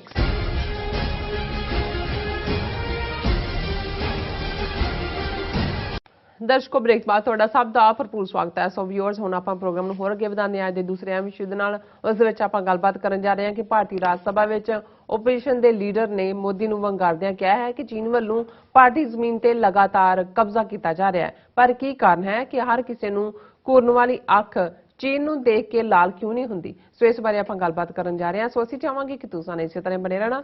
ਦੇਖਣ ਸੁਣਨ ਲਈ ਲਿਖਣ ਲਈ ਤੁਹਾਡਾ ਸਭ ਦਾ ਬਹੁਤ ਬਹੁਤ ਸ਼ੁਕਰੀਆ। ਜੀ ਡਾਕਟਰ ਸਾਹਿਬ, ਕੀ ਵਿਚਾਰਾਂ ਨੇ? ਇਹ ਅੱਖ ਜਿਹੜੀ ਹੈ 56 ਇੰਚ ਦਾ ਸੀਨਾ, ਉਸ ਦੀ ਅੱਖ ਦੀ ਗੱਲ ਹੈ, ਮੋਦੀ ਦੀ ਅੱਖ ਦੀ। ਬਿਲਕੁਲ। ਦੇਖੋ, ਅਸੀਂ ਸਮਝਦੇ ਹਾਂ ਵੀ ਚਾਈਨਾ ਭਾਰਤ ਸਬੰਧ, ਔਰ ਇਹਦੇ 'ਚ ਕੋਈ ਦੋ ਰਾਵਾਂ ਨਹੀਂ ਨੇ ਕਿ ਅਸੀਂ ਲਗਾਤਾਰਤਾ ਨਾਲ 15 ਜੂਨ 2020 ਤੋਂ ਲੈ ਕੇ ਜਦੋਂ ਕਿ 20 ਸੋਲਜਰ ਇਹਨਾਂ ਦੇ ਉਹਨਾਂ ਨੇ ਭਾਰ ਬੁਲਾਏ। ਚੀਨ ਨੇ ਭਾਰਤ ਦੇ 10 ਤੋਂ ਜ਼ਿਆਦਾ ਜਿਨ੍ਹਾਂ ਦੇ ਕਮਿਸ਼ਨਡ ਆਫਿਸਰ ਸ਼ਾਮਲ ਸਨ ਉਹਨਾਂ ਨੂੰ ਪ੍ਰਿਜ਼ਨਰ ਆਫ ਵਾਰ ਬਣਾਇਆ, ਚੰਗੀ ਤਰ੍ਹਾਂ ਕੁੱਟ-ਕੱਟ ਕੇ ਤੋਰਿਆ। ਔਰ ਉਸ ਤੋਂ ਬਾਅਦ ਕੱਲਾ ਇਹ ਨਹੀਂ, ਗਲਵਾਨ ਵੈਲੀ 'ਚ ਇਹ ਵਾਕਿਆ, ਉਸ ਤੋਂ ਬਾਅਦ ਅਸੀਂ ਲਗਾਤਾਰਤਾ ਨਾਲ ਇਸ ਇਸ਼ੂ ਦੇ ਉੱਤੇ ਉਹ ਪੈਂਗੋਂਗ ਸੋ ਲੇਕ ਹੋਏ, ਡੈਪਸੋਂਗ ਹੋਏ, ਦੂਸਰਾ ਲਦਾਖ ਬਾਰਡਰ, ਔਰ ਫਿਰ ਅਰੁਣਾਚਲ 'ਚ ਉਹਨਾਂ ਦਾ ਕਿਸ ਕਿਸਮ ਦਾ ਚੀਨ ਦਾ ਵਰਤਾਰਾ ਹੈ ਇਹਨਾਂ ਦੇ ਨਾਲ, ਔਰ 14-15 ਮੀਟਿੰਗਸ ਜਿਹੜੀਆਂ commander level, political level Russia ਦੀਆਂ ਮਿੰਨਤਾਂ ਕਰਕੇ। ਪਰ ਚਾਈਨਾ ਨੇ ਨਾ ਸਿਰਫ ਆਪਣੀ ਪੋਜੀਸ਼ਨ ਕੰਸੋਲੀਡੇਟ ਕੀਤੀ, ਉਹਨਾਂ ਨੇ ਪਿਛਲੇ ਦਿਨਾਂ 'ਚ ਜਦੋਂ ਅਰੁਣਾਚਲ ਪ੍ਰਦੇਸ਼ ਜਿਹਨੂੰ ਸਾਊਥ ਤਿੱਬਤ ਕਹਿੰਦੇ ਨੇ, 15 ਥਾਵਾਂ ਜਿਹੜੀਆਂ ਵਿਦਿਨ ਅਰੁਣਾਚਲ ਨੇ ਉਹਨਾਂ ਦੇ ਨਾਂ ਉਹਨਾਂ ਨੇ ਆਪਣੀ ਮੈਂਡਰਿਨ ਜ਼ਬਾਨ ਦੇ ਵਿੱਚ ਰੱਖੇ। ਔਰ ਫਿਰ ਇਹ ਦੱਸਣ ਦੇ ਲਈ ਕਿ ਭਈ ਇਹ ਅਰੁਣਾਚਲ ਸਾਡੀ ਵਿਦਿਨ ਰੀਚ ਹੀ ਹੈ। ਉਹਨਾਂ ਨੇ ਕਿਵੇਂ ਜਿਹੜਾ ਚਾਈਨੀਜ਼ ਆਰਮੀ ਨੇ ਇੱਕ ਟੀਨੇਜ ਮੁੰਡਾ ਵੀ ਜਿਹੜਾ ਉੱਥੋਂ ਖੜਿਆ, ਔਰ ਇਹਨਾਂ ਨੇ ਪਹਿਲਾਂ ਤਾਂ ਜੀ ਅਸੀਂ ਇਹ ਉਹ ਫਿਰ ਮਿੰਨਤਾਂ ਕੀਤੀਆਂ ਉਹਨਾਂ ਦੀ PLA ਦੀਆਂ ਕਿ ਜੀ ਦਿਓ, ਔਰ ਉਹਨੂੰ ਫਿਰ ਵਾਪਸ ਕੀਤਾ। ਔਰ ਉਹਦੇ ਨਾਲ ਵੀ ਹੁਣ ਇਹ ਕਹਿ ਰਹੇ ਨੇ Arunachal teen given electric shock during custody in China. ਹੁਣ ਗਵਰਨਮੈਂਟ ਤਾਂ ਬੋਲ ਨਹੀਂ ਰਹੀ, ਨਾ ਮੋਦੀ ਬੋਲਦਾ ਨਾ ਕੋਈ ਹੋਰ ਬੋਲਦਾ, ਪਰ ਉਸ ਮੁੰਡੇ ਦੇ ਪਿਓ ਨੇ ਇਹ ਕਿਹਾ ਕਿ ਉਹਦਾ ਮੁੰਡੇ ਦਾ ਨਾਮ ਮੀਰਮ ਤਾਰੂਨ ਸੀ ਕਿ ਵੀ ਉਹਨੂੰ ਜਿਹੜਾ ਉਹ ਟਾਰਚਰ ਕੀਤਾ ਗਿਆ ਔਰ ਉਹਨਾਂ ਨੂੰ ਇਲੈਕਟ੍ਰਿਕ ਕਰੰਟ ਲਾਇਆ ਗਿਆ ਜਾਂ ਦੂਜਾ। ਹੁਣ ਇਹੀ ਵਾਕਿਆ ਪਾਕਿਸਤਾਨ ਦੇ ਹਵਾਲੇ ਨਾਲ ਹੁੰਦਾ ਤੇ ਹੁਣ ਤੱਕ ਇਹਨਾਂ ਨੇ ਇੰਟਰਨੈਸ਼ਨਲੀ ਚੀਖ ਝਾੜਾ ਪਾਇਆ ਹੋਣਾ ਸੀ। ਪਰ ਚਾਈਨਾ ਕਿਵੇਂ ਇਹਨਾਂ ਨੂੰ ਜਿਹਨੂੰ ਕਹਿੰਦੇ ਨੇ ਰਬਿੰਗ ਸਾਲਟ ਇਨ ਦਾ ਵੂੰਡਸ, ਜ਼ਖਮਾਂ ਦੇ ਉੱਤੇ ਲੂਣ ਪੁੱਕਣਾ। ਹੁਣ ਉਹਨਾਂ ਦੀਆਂ ਵਿੰਟਰ ਓਲੰਪਿਕਸ ਹੋ ਰਹੀਆਂ ਨੇ ਚਾਈਨਾ ਦੇ ਵਿੱਚ, ਬੀਜਿੰਗ 'ਚ। ਬੇਸ਼ੱਕ ਅਮਰੀਕਾ, ਕੈਨੇਡਾ, UK ਜਾਂ ਇੱਕ ਦੋ ਹੋਰ ਮੁਲਕਾਂ ਨੇ ਉਹਨਾਂ ਨੇ ਕਿਹਾ ਜੀ ਠੀਕ ਹੈ ਅਸੀਂ ਆਪਣੇ ਪਲੇਅਰਸ ਭੇਜਾਂਗੇ, ਲੇਕਿਨ ਜਿਹੜਾ ਉਹ ਸਾਡੇ ਡਿਪਲੋਮੈਟ ਨਹੀਂ ਆਣਗੇ। ਸੋ ਉਹਦਾ ਤੋੜ ਚੀਨ ਨੇ ਲੱਭਿਆ, ਉਹਨਾਂ ਨੇ ਕਿਹਾ ਜੀ ਠੀਕ ਹੈ ਤੁਸੀਂ ਇਹ ਠੀਕ ਨਹੀਂ ਕਰ ਰਹੇ, ਨਾ ਆਓ। ਹੁਣ ਜਿਹੜਾ ਯੂਨਾਈਟਿਡ ਨੇਸ਼ਨਸ ਦਾ ਸੈਕਟਰੀ ਜਨਰਲ ਹੈ ਐਂਟੋਨੀਓ ਗੁਟਰਸ, ਉਹ ਜਾ ਰਿਹਾ ਹੈ, ਰਸ਼ੀਆ ਦਾ ਪ੍ਰੈਜ਼ੀਡੈਂਟ ਪੁਤਿਨ ਜਾ ਰਿਹਾ ਹੈ, ਪਾਕਿਸਤਾਨ ਦੇ ਪ੍ਰਾਈਮ ਮਿਨਿਸਟਰ ਇਮਰਾਨ ਖਾਨ ਜਾ ਰਹੇ ਨੇ। 5 ਸੈਂਟਰਲ ਏਸ਼ੀਅਨ ਰਿਪਬਲਿਕਸ ਜਿਨ੍ਹਾਂ ਨੇ ਇੰਡੀਆ 26 ਜਨਵਰੀ ਦੇ ਇਹਨਾਂ ਦੀ ਪਰੇਡ ਤੇ ਜਾਣ ਤੋਂ ਨਾ ਕਰ ਦਿੱਤੀ, ਉਹੀ 5 ਕਿਰਗਿਸਤਾਨ, ਉਜ਼ਬੇਕਿਸਤਾਨ, ਤਾਜ਼ਿਕਸਤਾਨ, ਕਜ਼ਾਕਿਸਤਾਨ, ਇਹ ਸਾਰੇ ਜਿਹੜੇ ਨੇ ਤੁਰਕਮਾਨਿਸਤਾਨ, ਉਹ ਜਾ ਰਹੇ ਨੇ ਪੰਜੋ। ਔਰ ਇਸ ਤੋਂ ਇਲਾਵਾ 40 ਤੋਂ ਜ਼ਿਆਦਾ ਹੋਰ VIP, ਪ੍ਰੈਜ਼ੀਡੈਂਟ, ਫੋਰਨ ਮਿਨਿਸਟਰ ਉਹ ਜਾ ਰਹੇ ਨੇ। ਹੁਣ ਚਾਈਨਾ ਦਾ ਤੁਸੀਂ ਸਟਾਈਲ ਦੇਖੋ ਕਿ ਉਹ ਇੰਡੀਆ ਨੂੰ ਕਿਵੇਂ ਜਿਹੜਾ ਉਹਨਾਂ ਦੇ ਜ਼ਖਮਾਂ ਤੇ ਉਹ ਚੰਗੀ ਤਰ੍ਹਾਂ ਲੂਣ ਪੁੱਕ ਰਹੇ ਨੇ। ਲੂਣ ਵੀ ਜਿਹੜਾ ਉਹ ਸਮੁੰਦਰੀ ਨਹੀਂ, ਉਹ ਦੂਜਾ ਜਿਹੜਾ ਕਹਿੰਦੇ ਅਸਲੀ ਹੁੰਦਾ ਗਰਾਰੇ ਕਰਨਾ। ਅੱਜ ਕੱਲ ਮੈਨੂੰ ਪਤਾ ਹੈ ਨਾ ਵੀ ਕਿਹੜਾ ਲੂਣ ਅਸਲੀ ਹੈ, ਉਸ ਨੂੰ ਪੁੱਕ ਰਹੇ ਨੇ। ਹੁਣ ਉਸ ਸਾਰੇ 'ਚ ਇਸ ਜਿਹੜਾ ਉਹਦਾ ਉਦਘਾਟਨੀ ਫੰਕਸ਼ਨ ਹੋਣ ਜਾ ਰਿਹਾ, ਉਸ ਤੋਂ ਪਹਿਲਾਂ ਜਿਵੇਂ ਓਲੰਪਿਕਸ ਦੇ ਵੇਲੇ ਮਸ਼ਾਲ ਲੈ ਕੇ ਦੌੜਦੇ ਨੇ, ਬਲਦੀ ਜਿਹੜਾ ਉਹ ਇੱਕ ਦੂਜੇ ਨੂੰ ਫੜਾਉਂਦਾ। ਹੁਣ ਇਹਨਾਂ ਦੀ ਆਪਣਾ ਮੀਡੀਆ ਦੀ ਖਬਰ ਹੈ, China honours PLA Galwan commander as winter Olympics torch bearer. ਹੁਣ ਚੀਨ ਨੇ ਕੁਝ ਮਹੀਨੇ ਬਾਅਦ ਇਹ ਮੰਨਿਆ ਸੀ ਕਿ ਗਲਵਾਨ ਵੈਲੀ ਦੇ ਵਿੱਚ ਜਿਹੜੀ ਝੜਪ ਹੋਈ ਭਾਰਤੀ ਫੌਜੀ, ਜਿਹਦੇ 'ਚ ਉਹਨਾਂ ਨੇ 20 ਮਾਰੇ, 10 ਫੜੇ, ਉਹਨਾਂ ਦੇ 4 ਜਿਹੜੇ ਸੋਲਜਰ ਸੀ ਉਹ ਵੀ ਮਾਰੇ ਗਏ, ਉਹਨਾਂ ਨੇ ਆਨਰ ਦਿੱਤਾ। ਲੇਕਿਨ ਇਸ ਸਾਰੇ ਉਹਨਾਂ ਦੇ ਆਪਰੇਸ਼ਨ ਦਾ ਕਮਾਂਡਰ ਜਿਹੜਾ ਇੰਡੀਆ ਨੇ ਦਿਲਵਦੀ ਕੀਤੀ ਔਰ ਚੀਨ ਨੇ ਜਿਹੜਾ ਇਹਨਾਂ ਨੂੰ ਥ੍ਰੈਸ਼ ਕੀਤਾ ਚੰਗੀ ਤਰ੍ਹਾਂ, ਉਹ ਸੀ ਕੁਈ ਫੈਬਾਓ। ਇਹ ਕਮਾਂਡਰ ਸੀ ਜੂਨ 15, 2020 ਨੂੰ ਗਲਵਾਨ ਵੈਲੀ 'ਚ।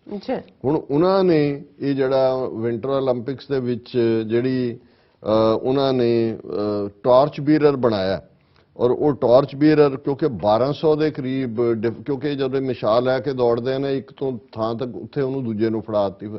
ਮੋਸਟਲੀ ਇਹ ਸਪੋਰਟਸਮੈਨ ਹੁੰਦੇ ਨੇ ਜਾਂ ਜਿਨ੍ਹਾਂ ਨੂੰ ਤੁਸੀਂ ਕੋਈ ਸੈਲੀਬ੍ਰੇਟਡ ਲੋਕ ਜਿਨ੍ਹਾਂ ਨੂੰ ਤੁਸੀਂ ਆਨਰ ਦੇਣਾ ਚਾਹੁੰਦੇ ਹੋ ਜਿਹੜੇ। ਔਰ ਇਹ ਜਿਹੜਾ ਮਿਸਟਰ ਕੁਈ ਫੈਬੂਓ ਨੂੰ ਜਿਹੜਾ ਉਹਨਾਂ ਨੇ ਰੈਜੀਮੈਂਟ ਕਮਾਂਡਰ ਸੀ ਇਸ ਪੀਰੀਅਡ ਦੇ ਵਿੱਚ, ਔਰ ਉਸ ਨੂੰ ਗਲਵਾਨ ਵੈਲੀ ਦੇ ਵਿੱਚ ਹੈਡ ਇੰਜਰੀ ਹੋਈ ਸੀ ਜਿਹੜਾ ਹੁਣ ਰਿਕਵਰ ਹੋ ਗਿਆ। ਔਰ ਉਹਨੇ ਹੀ took the flame from Wang Meng, China's 4-time Olympic short track speed skating champion at winter Olympic park on Wednesday. So ਉਹਨੇ ਜਿਹੜਾ ਉਸ ਤੋਂ ਲਿਆ ਔਰ ਉਹ ਫਲੇਮ ਲੈ ਕੇ ਦੌੜਿਆ। ਸੋ ਇਸ ਦੇ ਨਾਲ ਉਹਨਾਂ ਨੇ ਕਿਉਂਕਿ ਇਹ ਜਦੋਂ ਹੁਣ ਸਾਲ ਚਾਈਨੀਜ਼ ਨਿਊ ਈਅਰ ਸ਼ੁਰੂ ਹੋ ਚੁੱਕਾ ਹੈ ਔਰ ਇਹਨੂੰ ਕਹਿੰਦੇ ਵੀ ਨੇ ਈਅਰ ਆਫ ਦਾ ਟਾਈਗਰ। ਜੀ, ਇਸ ਸਾਲ ਦਾ ਨਾਮ ਉਹਨਾਂ ਨੇ ਰੱਖਿਆ ਈਅਰ ਆਫ ਦਾ ਟਾਈਗਰ ਔਰ ਇਹਨਾਂ ਨੇ ਕਿਹਾ ਹੈ ਗਲੋਬਲ ਟਾਈਮਜ਼ ਰਿਪੋਰਟ ਕਰ ਰਿਹਾ ਹੈ ਔਰ ਇਹ ਚਾਈਨਾ's government has continued to keep the Galwan clash in public spotlight even as both sides continue talk on disengagement along the line of actual control। ਭਾਵੇਂ 14 ਸੈਸ਼ਨ ਹੋ ਗਏ ਨੇ ਉਹਦੇ ਚ ਨਿਕਲਣਾ ਤਾਂ ਕੀ ਸੀ ਜੀ, ਔਰ ਇਹ ਈਅਰ ਆਫ ਦਾ ਟਾਈਗਰ ਦੇ ਮੌਕੇ ਉਹਨਾਂ ਨੇ ਜਿਹੜੀ 5 ਪਾਰਟ ਚ ਇੱਕ ਡਾਕੂਮੈਂਟਰੀ ਵੀ ਸ਼ੋਅ ਕੀਤੀ ਹੈ ਔਰ ਉਹਦੇ ਚ PLA soldiers of Xinjiang military command stationed along line of actual control in eastern Ladakh. ਉਹਨਾਂ ਨੇ ਫੋਕਸ ਹੈ ਯਾਨੀ ਚਾਈਨਾ ਬਾਰ-ਬਾਰ ਇੰਡੀਆ ਨੂੰ ਰਿਮਾਈਂਡ ਕਰਵਾ ਰਿਹਾ ਹੈ ਕਿ ਭਾਈ ਔਰ ਉਹਦੇ ਚ ਉਹਨਾਂ ਨੇ first episode showed patrols along the border including flag raising ceremonies held in Galwan valley ਕਿ ਗਲਵਾਨ ਵੈਲੀ ਚ ਉਹਨਾਂ ਨੇ ਕਿਵੇਂ ਆਪਣਾ ਝੰਡਾ ਗੱਡਿਆ and boats patrolling Spanggur lake south of Pangong Tso lake. Boats ਕਿਵੇਂ ਉਹ ਪੈਂਗੋਂਗ ਸੋ ਲੇਕ ਦੇ ਵਿੱਚ ਗੇੜੇ ਦੇ ਰਹੀਆਂ ਨੇ ਔਰ ਇਹਦੇ ਨਾਲ ਉਹਨਾਂ ਨੇ A preview of the series included interviews with the relatives of PLA soldiers who died in the Galwan clash। So ਉਹਨਾਂ ਨੇ ਪੂਰੀ ਤਰ੍ਹਾਂ ਚਾਈਨਾ ਨੂੰ ਜਿਹੜਾ ਉਹ ਚਾਈਨਾ ਨੇ ਭਾਰਤ ਨੂੰ ਦੱਸਿਆ ਕਿ ਭਾਈ ਆਹ ਦੇਖ ਲਓ ਔਰ ਸਪੌਟਲਾਈਟ ਉਹਦੇ ਤੇ ਰੱਖੀ ਹੈ। ਜੀ, ਹੁਣ ਇਹ ਤਾਂ ਚੀਨ ਕਰ ਹੀ ਰਿਹਾ। ਭਾਰਤ ਦੇ ਵਿੱਚ ਬਜਟ ਸੈਸ਼ਨ ਸ਼ੁਰੂ ਹੋ ਚੁੱਕਾ ਹੈ ਸੋ ਦੋ ਮੌਕੇ ਬਾਕੀ ਤਾਂ ਇਹ ਬੋਲਣ ਨਹੀਂ ਦਿੰਦੇ ਬਹੁਤਿਆਂ ਨੂੰ ਲੇਕਿਨ ਲੀਡਰ ਆਫ ਦਾ ਆਪੋਜੀਸ਼ਨ ਉਹ ਲੋਕ ਸਭਾ 'ਚ ਹੋਏ ਜਾਂ ਰਾਜ ਸਭਾ 'ਚ ਹੋਏ ਉਹਦੇ ਕੋਲ ਹੱਕ ਹੁੰਦਾ ਹੈ ਉਹ ਜਿਹੜਾ ਪ੍ਰੈਜ਼ੀਡੈਂਟ ਐਡਰੈਸ ਜਿਹੜਾ ਹੁੰਦਾ ਹੈ ਰਾਸ਼ਟਰਪਤੀ ਨੇ ਕੀਤਾ ਉਹਦਾ ਜਵਾਬ ਦਿੰਦਾ ਹੈ। ਹੁਣ ਰਾਜ ਸਭਾ ਦੇ ਵਿੱਚ ਜਿਹੜਾ ਲੀਡਰ ਆਫ ਦਾ ਆਪੋਜੀਸ਼ਨ ਹੈ ਉਹ ਹੈ ਮਿਸਟਰ ਮਾਲਿਕਾਰਜੁਨ ਖਰਗੇ ਜਾਂ ਖਾਰਗੇ ਜੀ, ਉਹਦਾ ਨਾਮ ਹੈ। ਉਹਨੇ ਲਗਭਗ ਜਿਹੜਾ ਉਹ 60 ਮਿੰਟ ਦਾ ਆਪਣਾ ਐਡਰੈਸ ਦਿੱਤਾ ਹੈ ਕਿਉਂਕਿ ਉਹਨਾਂ ਨੇ 101 ਮਿੰਟ ਕਾਂਗਰਸ ਨੂੰ ਅਲਾਟ ਕੀਤਾ ਸੀ। ਉਹਨਾਂ ਦੀ ਕਾਫੀ ਪਾਵਰ ਨੰਬਰ ਨੇ ਰਾਜ ਸਭਾ 'ਚ। ਉਹਦੇ ਜਿਹੜੀ ਉਹਨੇ ਗੱਲ ਕਹੀ ਉਹਦੇ 'ਚ ਅੱਜ ਸਾਰੇ ਉਹਨਾਂ ਦੇ ਆਪਣੇ ਹੀ ਮੀਡੀਆ ਦੀ ਹਾਈਲਾਈਟ ਹੈ why PM silent on China asks Mallikarjun Kharge. ਹੁਣ ਮਾਲਿਕਾਰਜੁਨ ਖਾਰਗੇ ਰਾਜ ਸਭਾ 'ਚ ਖਲੋ ਕੇ ਕਹਿ ਰਿਹਾ ਹੈ ਔਰ ਸਬ ਹੈਡਿੰਗ ਹੈ China is snatching our land and building houses says the leader of opposition in Rajya Sabha ਔਰ ਐਗਜ਼ੈਕਟ ਉਹਦੇ ਲਫ਼ਜ਼ ਨੇ Mr. Kharge, who was speaking on the motion of thanks to President address at Upper House, made the remarks while pointing towards Modi, who was present there. Modi बैठा होया सी ਉਹਦੇ ਵੱਲ address ਕਰਕੇ ਉਹਨੇ ਕਿਹਾ China is snatching our land building houses ਕਿ ਚੀਨ ਸਾਡੀ ਜ਼ਮੀਨ ਖੋਹ ਰਿਹਾ ਉੱਥੇ ਘਰ ਬਣਾ ਰਿਹਾ। Why are not your eyes red now ਤੇਰੀਆਂ ਅੱਖਾਂ ਲਾਲ ਕਿਉਂ ਨਹੀਂ ਹੁੰਦੀਆਂ? ਉਹਨੂੰ ਮਰਵਾਣਾ ਉਹਨੂੰ ਕਹਿੰਦਾ ਕੀ ਕਹਿੰਦੇ ਬੱਗੀ ਅੱਖੀ ਮਰਵਾਇਆ ਤੇ ਤੁਸੀਂ ਕਹੋ ਜੀ ਹੋ ਗਈਆਂ ਲਾਲ ਉਹਨੇ ਚੁੱਕੇ ਐਵੇਂ ਉਹਨੇ ਕਿਹਾ why are not your eyes red now you asked us to show red eyes to China. ਤੂੰ ਸਾਨੂੰ ਕਹਿ ਰਹੇ ਹੈ ਕਿ ਵੀ ਲਾਲ ਅੱਖਾਂ ਦਿਖਾਓ ਤੇਰੀਆਂ ਅੱਖਾਂ ਕਿਉਂ ਨਹੀਂ ਲਾਲ ਹੁੰਦੀਆਂ?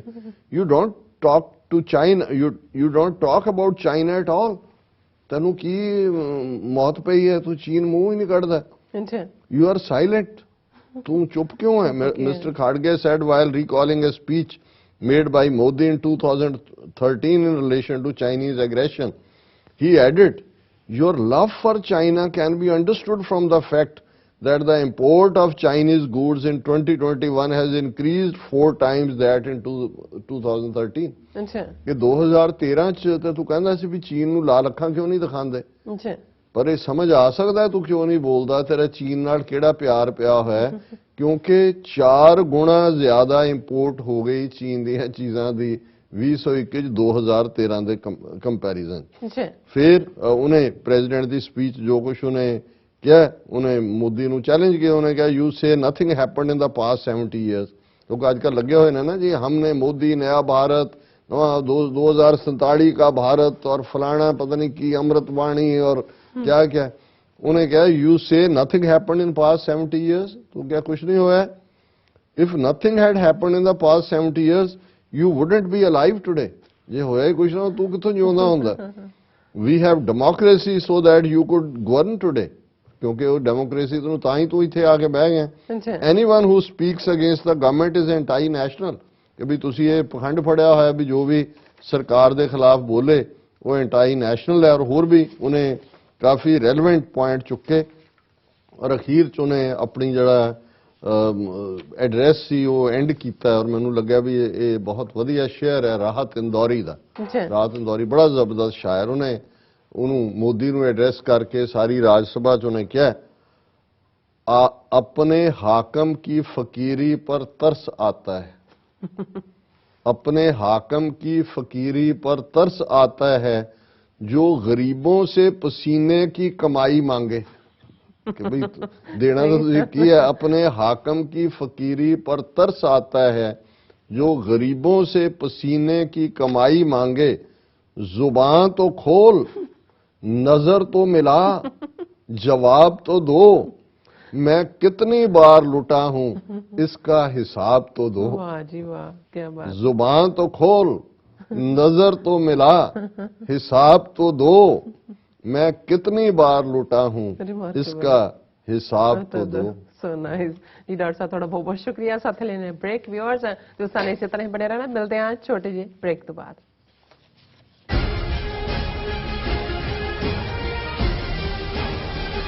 ਕੀ ਤੁਸੀਂ ਰੋਜ਼ਾਨਾ ਕੰਮ ਤੇ ਆਪਣਾ ਵਧੇਰੇ ਸਮਾਂ ਬਿਤਾਉਣ ਤੋਂ ਪਰੇਸ਼ਾਨ ਹੋ? ਆਪਣੀ ਪੂੰਜੀ ਨੂੰ ਕੰਮ ਤੇ ਲਗਾਓ, ਸਾਡੇ ਨਾਲ ਇਨਵੈਸਟ ਕਰੋ। ਅਸੀਂ ਤੁਹਾਡੀ ਪੂੰਜੀ ਤੋਂ ਤੁਹਾਡੇ ਲਈ ਵਧੇਰੇ ਪੈਸੇ ਬਣਾ ਸਕਦੇ ਹਾਂ। ਅਸੀਂ ਪ੍ਰਾਈਵੇਟ ਇਕੁਇਟੀ ਇਨਵੈਸਟਮੈਂਟ ਫਰਮ ਹਾਂ ਤੇ ਕਮਰਸ਼ੀਅਲ ਰੀਅਲ ਏਸਟੇਟ ਵਿੱਚ ਮਾਹਿਰ ਹਾਂ। Property management, leasing, asset management, commercial real estate investment ਵਿੱਚ ਸਾਰੀਆਂ ਸੇਵਾਵਾਂ ਲਈ ਅਮਰੀਕਾ ਭਰ ਵਿੱਚੋਂ ਤੁਸੀਂ ਸਾਡੇ ਤੱਕ ਪਹੁੰਚ ਕਰ ਸਕਦੇ ਹੋ। ਆਜ਼ਾਦ ਕਮਰਸ਼ੀਅਲ ਰੀਅਲਟੀ ਸਰਵਿਸਿਜ਼ ਤੇ Azad family trust, 701 north post oak road, suite number 204, Houston, Texas. ਤੁਸੀਂ ਸਾਨੂੰ ਸਾਡੇ ਫੋਨ ਨੰਬਰ 7136861277 ਤੇ ਵੀ ਸੰਪਰਕ ਕਰ ਸਕਦੇ ਹੋ। ਆਜ਼ਾਦ ਕਮਰਸ਼ੀਅਲ ਰੀਅਲਟੀ ਸਰਵਿਸਿਜ਼। ਕੀ ਤੁਸੀਂ ਆਪਣੇ ਟੈਕਸਸ ਨੂੰ ਲੈ ਕੇ ਚਿੰਤਤ ਹੋ? ਤੁਸੀਂ ਆਪਣੀ ਕਮਾਈ ਲਈ ਮਿਹਨਤ ਕਰਦੇ ਹੋ, ਭਾਵੇਂ ਤੁਸੀਂ ਨੌਕਰੀ ਵਿੱਚ ਹੋਵੋ ਜਾਂ ਆਪਣਾ ਬਿਜ਼ਨਸ ਚਲਾਉਂਦੇ ਹੋ। ਜਦੋਂ ਟੈਕਸ ਭਰਨ ਦਾ ਸਮਾਂ ਆਉਂਦਾ ਹੈ ਤਾਂ ਤੁਹਾਨੂੰ ਇੱਕ ਭਰੋਸੇਯੋਗ ਟੈਕਸ ਅਕਾਊਂਟੈਂਟ ਦੀ ਲੋੜ ਹੈ ਜੋ ਟੈਕਸ ਬੈਲੈਂਸ ਦਾ ਤੁਹਾਡੇ ਪੱਖ ਵਿੱਚ ਜਾਣਾ ਯਕੀਨੀ ਬਣਾਵੇ। ਸਿਆਟਲ ਦੀ ਜਾਣੀ ਪਛਾਣੀ company accurate accountants and taxes ਤੁਹਾਡੀ ਸੇਵਾ ਵਿੱਚ ਹਾਜ਼ਰ ਹੈ। ਅਸੀਂ ਹਰ ਤਰ੍ਹਾਂ ਦੇ ਟੈਕਸ ਭਰਨ ਵਿੱਚ ਤੁਹਾਡੀ ਮਦਦ ਕਰਾਂਗੇ। ਟੈਕਸ ਸੰਬੰਧੀ ਕਿਸੇ ਵੀ ਤਰ੍ਹਾਂ ਦੇ ਸਵਾਲ ਲਈ ਅੱਜ ਹੀ ਸਾਡੇ ਤੱਕ ਪਹੁੰਚ ਕਰੋ। Accurate accountants and Texas.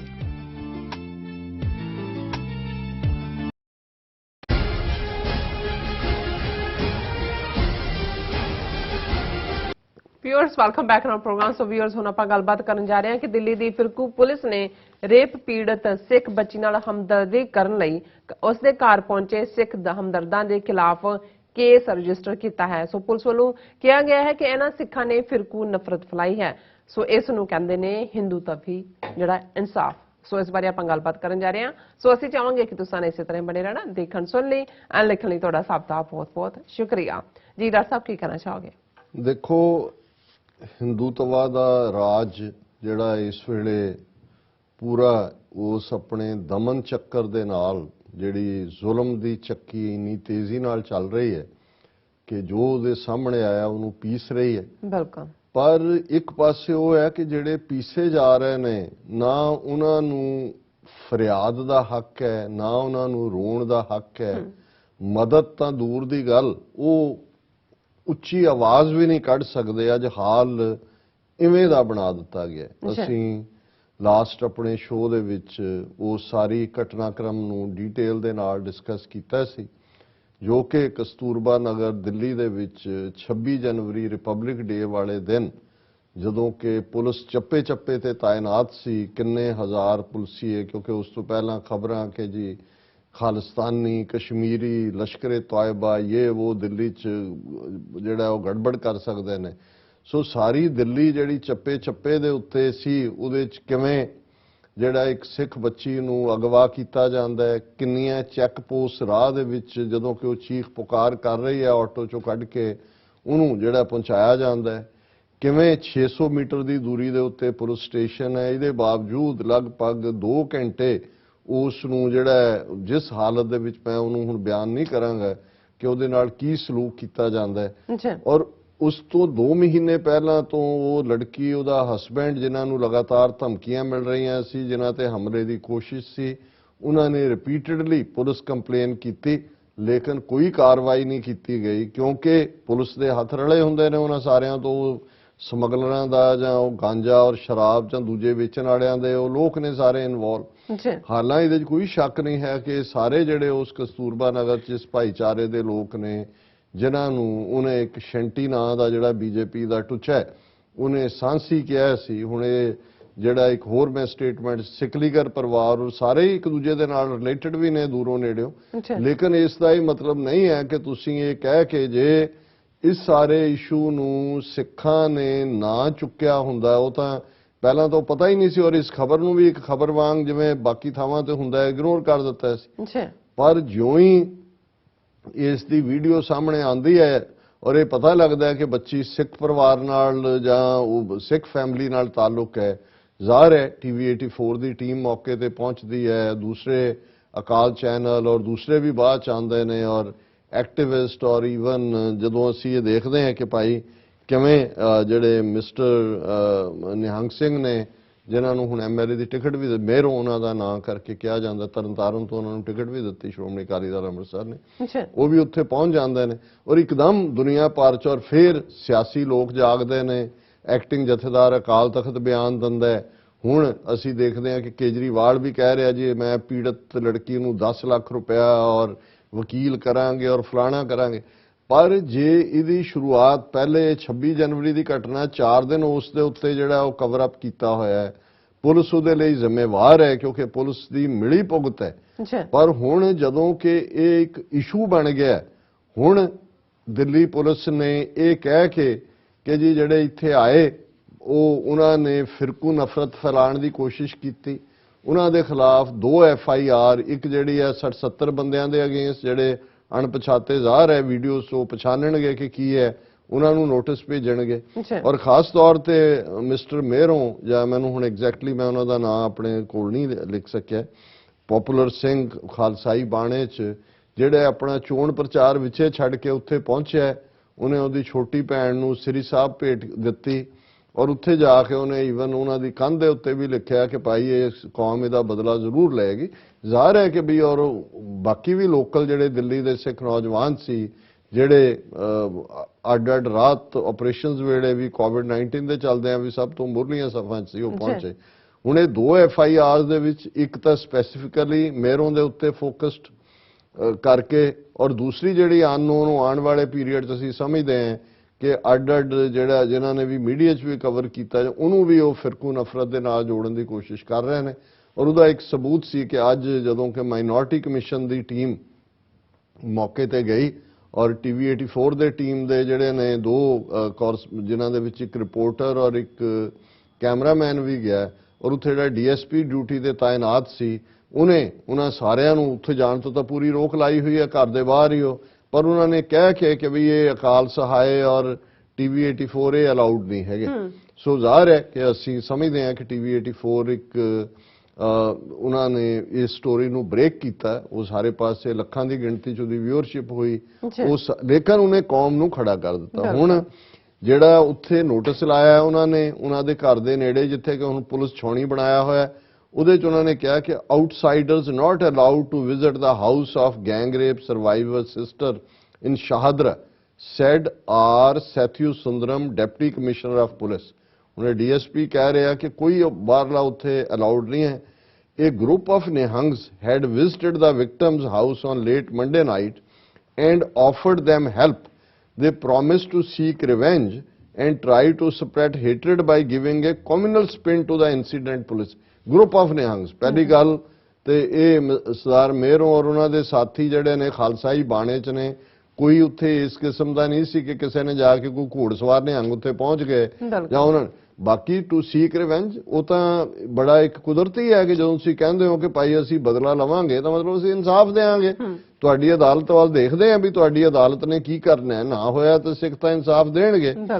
The video of a group of Nihangs inside the house meeting with victim's sister, her father and relatives were doing rounds on social media. According to police, an FIR has been registered against the Nihangs under relevant sections of the Indian panel code. ਤੁਸੀਂ ਮੁਕੱਦਮਿਆਂ ਤੋਂ ਤਾਂ ਤੁਸੀਂ ਸਿੱਖਾਂ ਨੂੰ ਜਿਹੜੇ ਫਾਂਸੀਆਂ ਦੇ ਤਖਤਿਆਂ ਤੇ ਜੈਕਾਰੇ ਗੁੰਜਾਉਂਦੇ ਜਾ ਕੇ ਝੂਲ ਜਾਂਦੇ ਨੇ, ਉਹ ਕੀ ਡਰਦੇ ਨੇ।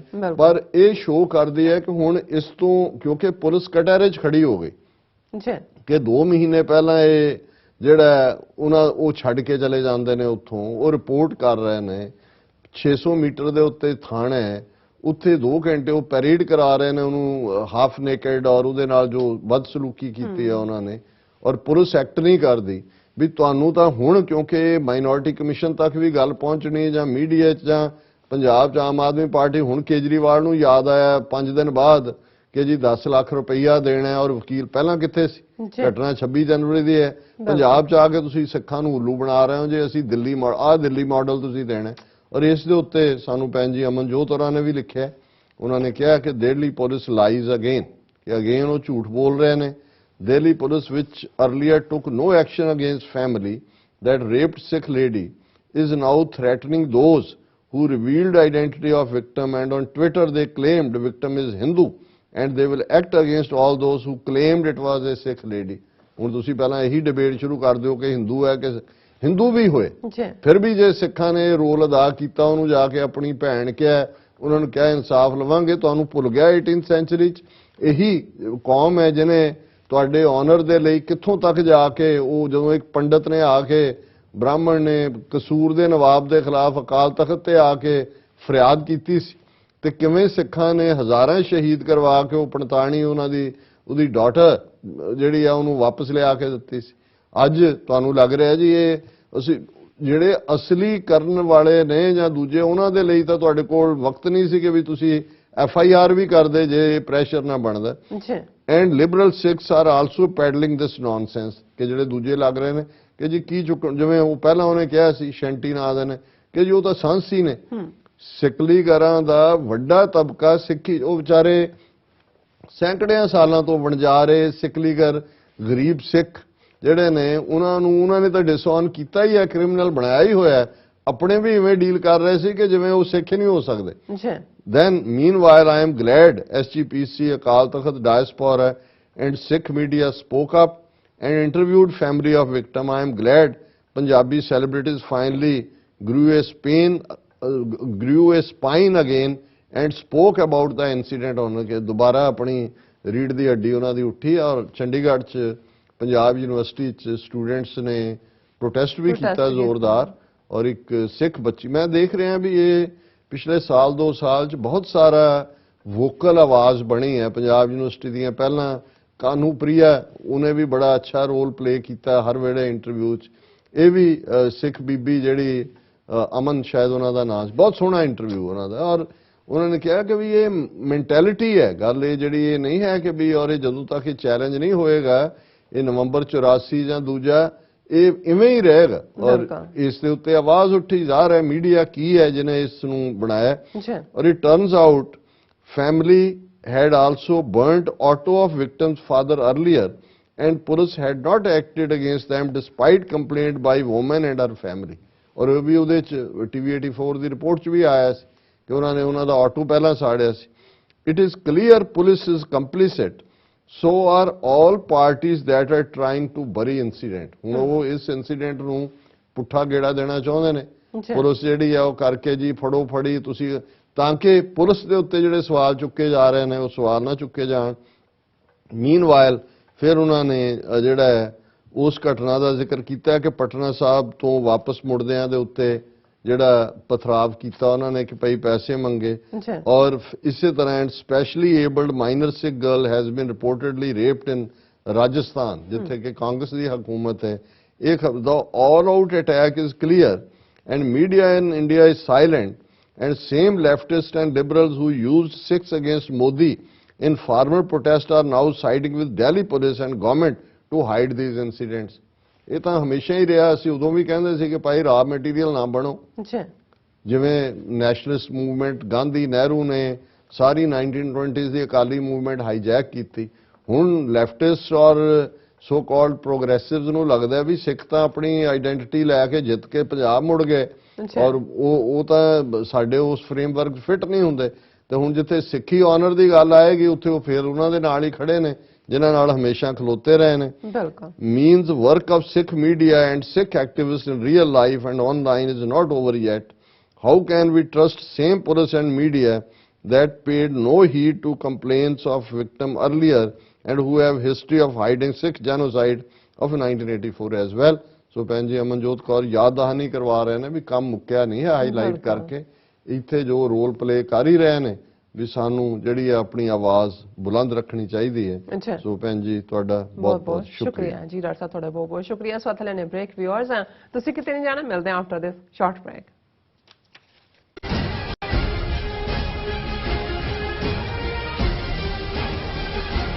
ਕੀ ਤੁਹਾਨੂੰ 30, 40 ਜਾਂ 50 ਦਿਨ ਵੇਟ ਕਰਨੀ ਪੈ ਰਹੀ ਹੈ ਤੁਹਾਡੇ ਚੈੱਕ ਲਈ? ਫਿਰ ਬ੍ਰੋਕਰਾਂ ਪਿੱਛੇ ਭੱਜਦੇ ਫਿਰਦੇ ਹੋ ਪੈਸੇ ਲਈ, ਬਹੁਤ ਜ਼ਿਆਦਾ ਟਾਈਮ ਵੇਸਟ ਹੋ ਜਾਂਦਾ ਇਦਾਂ ਤਾਂ। ਜੇ ਤੁਸੀਂ ਅੱਜ ਹੀ ਪੈਸੇ ਲੈਣੇ ਤਾਂ ਬੌਬਟੇਲ ਨੂੰ ਕਾਲ ਕਰੋ। ਬੌਬਟੇਲ ਤੁਹਾਡੀਆਂ ਇਨਵੌਇਸਸ ਸੇਮ ਡੇ ਫੰਡ ਕਰ ਸਕਦੇ ਹਨ for a small fee, no contract, no reserve and no hidden fees. ਅੱਜ ਹੀ ਕਾਲ ਕਰੋ ਬੌਬਟੇਲ ਨੂੰ ਤੇ ਤੁਹਾਡਾ ਪਹਿਲਾ ਮਹੀਨਾ ਫ੍ਰੀ। 410 204 2084 ਅਗੇਨ 410 204 2084। ਕੀ ਤੁਸੀਂ ਰੋਜ਼ਾਨਾ ਕੰਮ ਤੇ ਆਪਣਾ ਵਧੇਰੇ ਸਮਾਂ ਬਿਤਾਉਣ ਤੋਂ ਪਰੇਸ਼ਾਨ ਹੋ? ਆਪਣੀ ਪੂੰਜੀ ਨੂੰ ਕੰਮ ਤੇ ਲਗਾਓ, ਸਾਡੇ ਨਾਲ ਇਨਵੈਸਟ ਕਰੋ। ਅਸੀਂ ਤੁਹਾਡੀ ਪੂੰਜੀ ਤੋਂ ਤੁਹਾਡੇ ਲਈ ਵਧੇਰੇ ਪੈਸੇ ਬਣਾ ਸਕਦੇ ਹਾਂ। ਅਸੀਂ ਪ੍ਰਾਈਵੇਟ ਇਕੁਇਟੀ ਇਨਵੈਸਟਮੈਂਟ ਫਰਮ ਹਾਂ ਤੇ ਕਮਰਸ਼ੀਅਲ ਰੀਅਲ ਏਸਟੇਟ ਵਿੱਚ ਮਾਹਿਰ ਹਾਂ। Property management, leasing, asset management, commercial real estate investment ਵਿੱਚ ਸਾਰੀਆਂ ਸੇਵਾਵਾਂ ਲਈ ਅਮਰੀਕਾ ਭਰ ਵਿੱਚੋਂ ਤੁਸੀਂ ਸਾਡੇ ਤੱਕ ਪਹੁੰਚ ਕਰ ਸਕਦੇ ਹੋ। ਆਜ਼ਾਦ ਕਮਰਸ਼ੀਅਲ ਰੀਅਲਟੀ ਸਰਵਿਸਿਜ਼ ਤੇ Azad family trust, 701 north post oak road, suite number 204, Houston, Texas. ਤੁਸੀਂ ਸਾਨੂੰ ਸਾਡੇ ਫੋਨ ਨੰਬਰ 7136861277 ਤੇ ਵੀ ਸੰਪਰਕ ਕਰ ਸਕਦੇ ਹੋ। ਆਜ਼ਾਦ ਕਮਰਸ਼ੀਅਲ ਰੀਅਲਟੀ ਸਰਵਿਸਿਜ਼।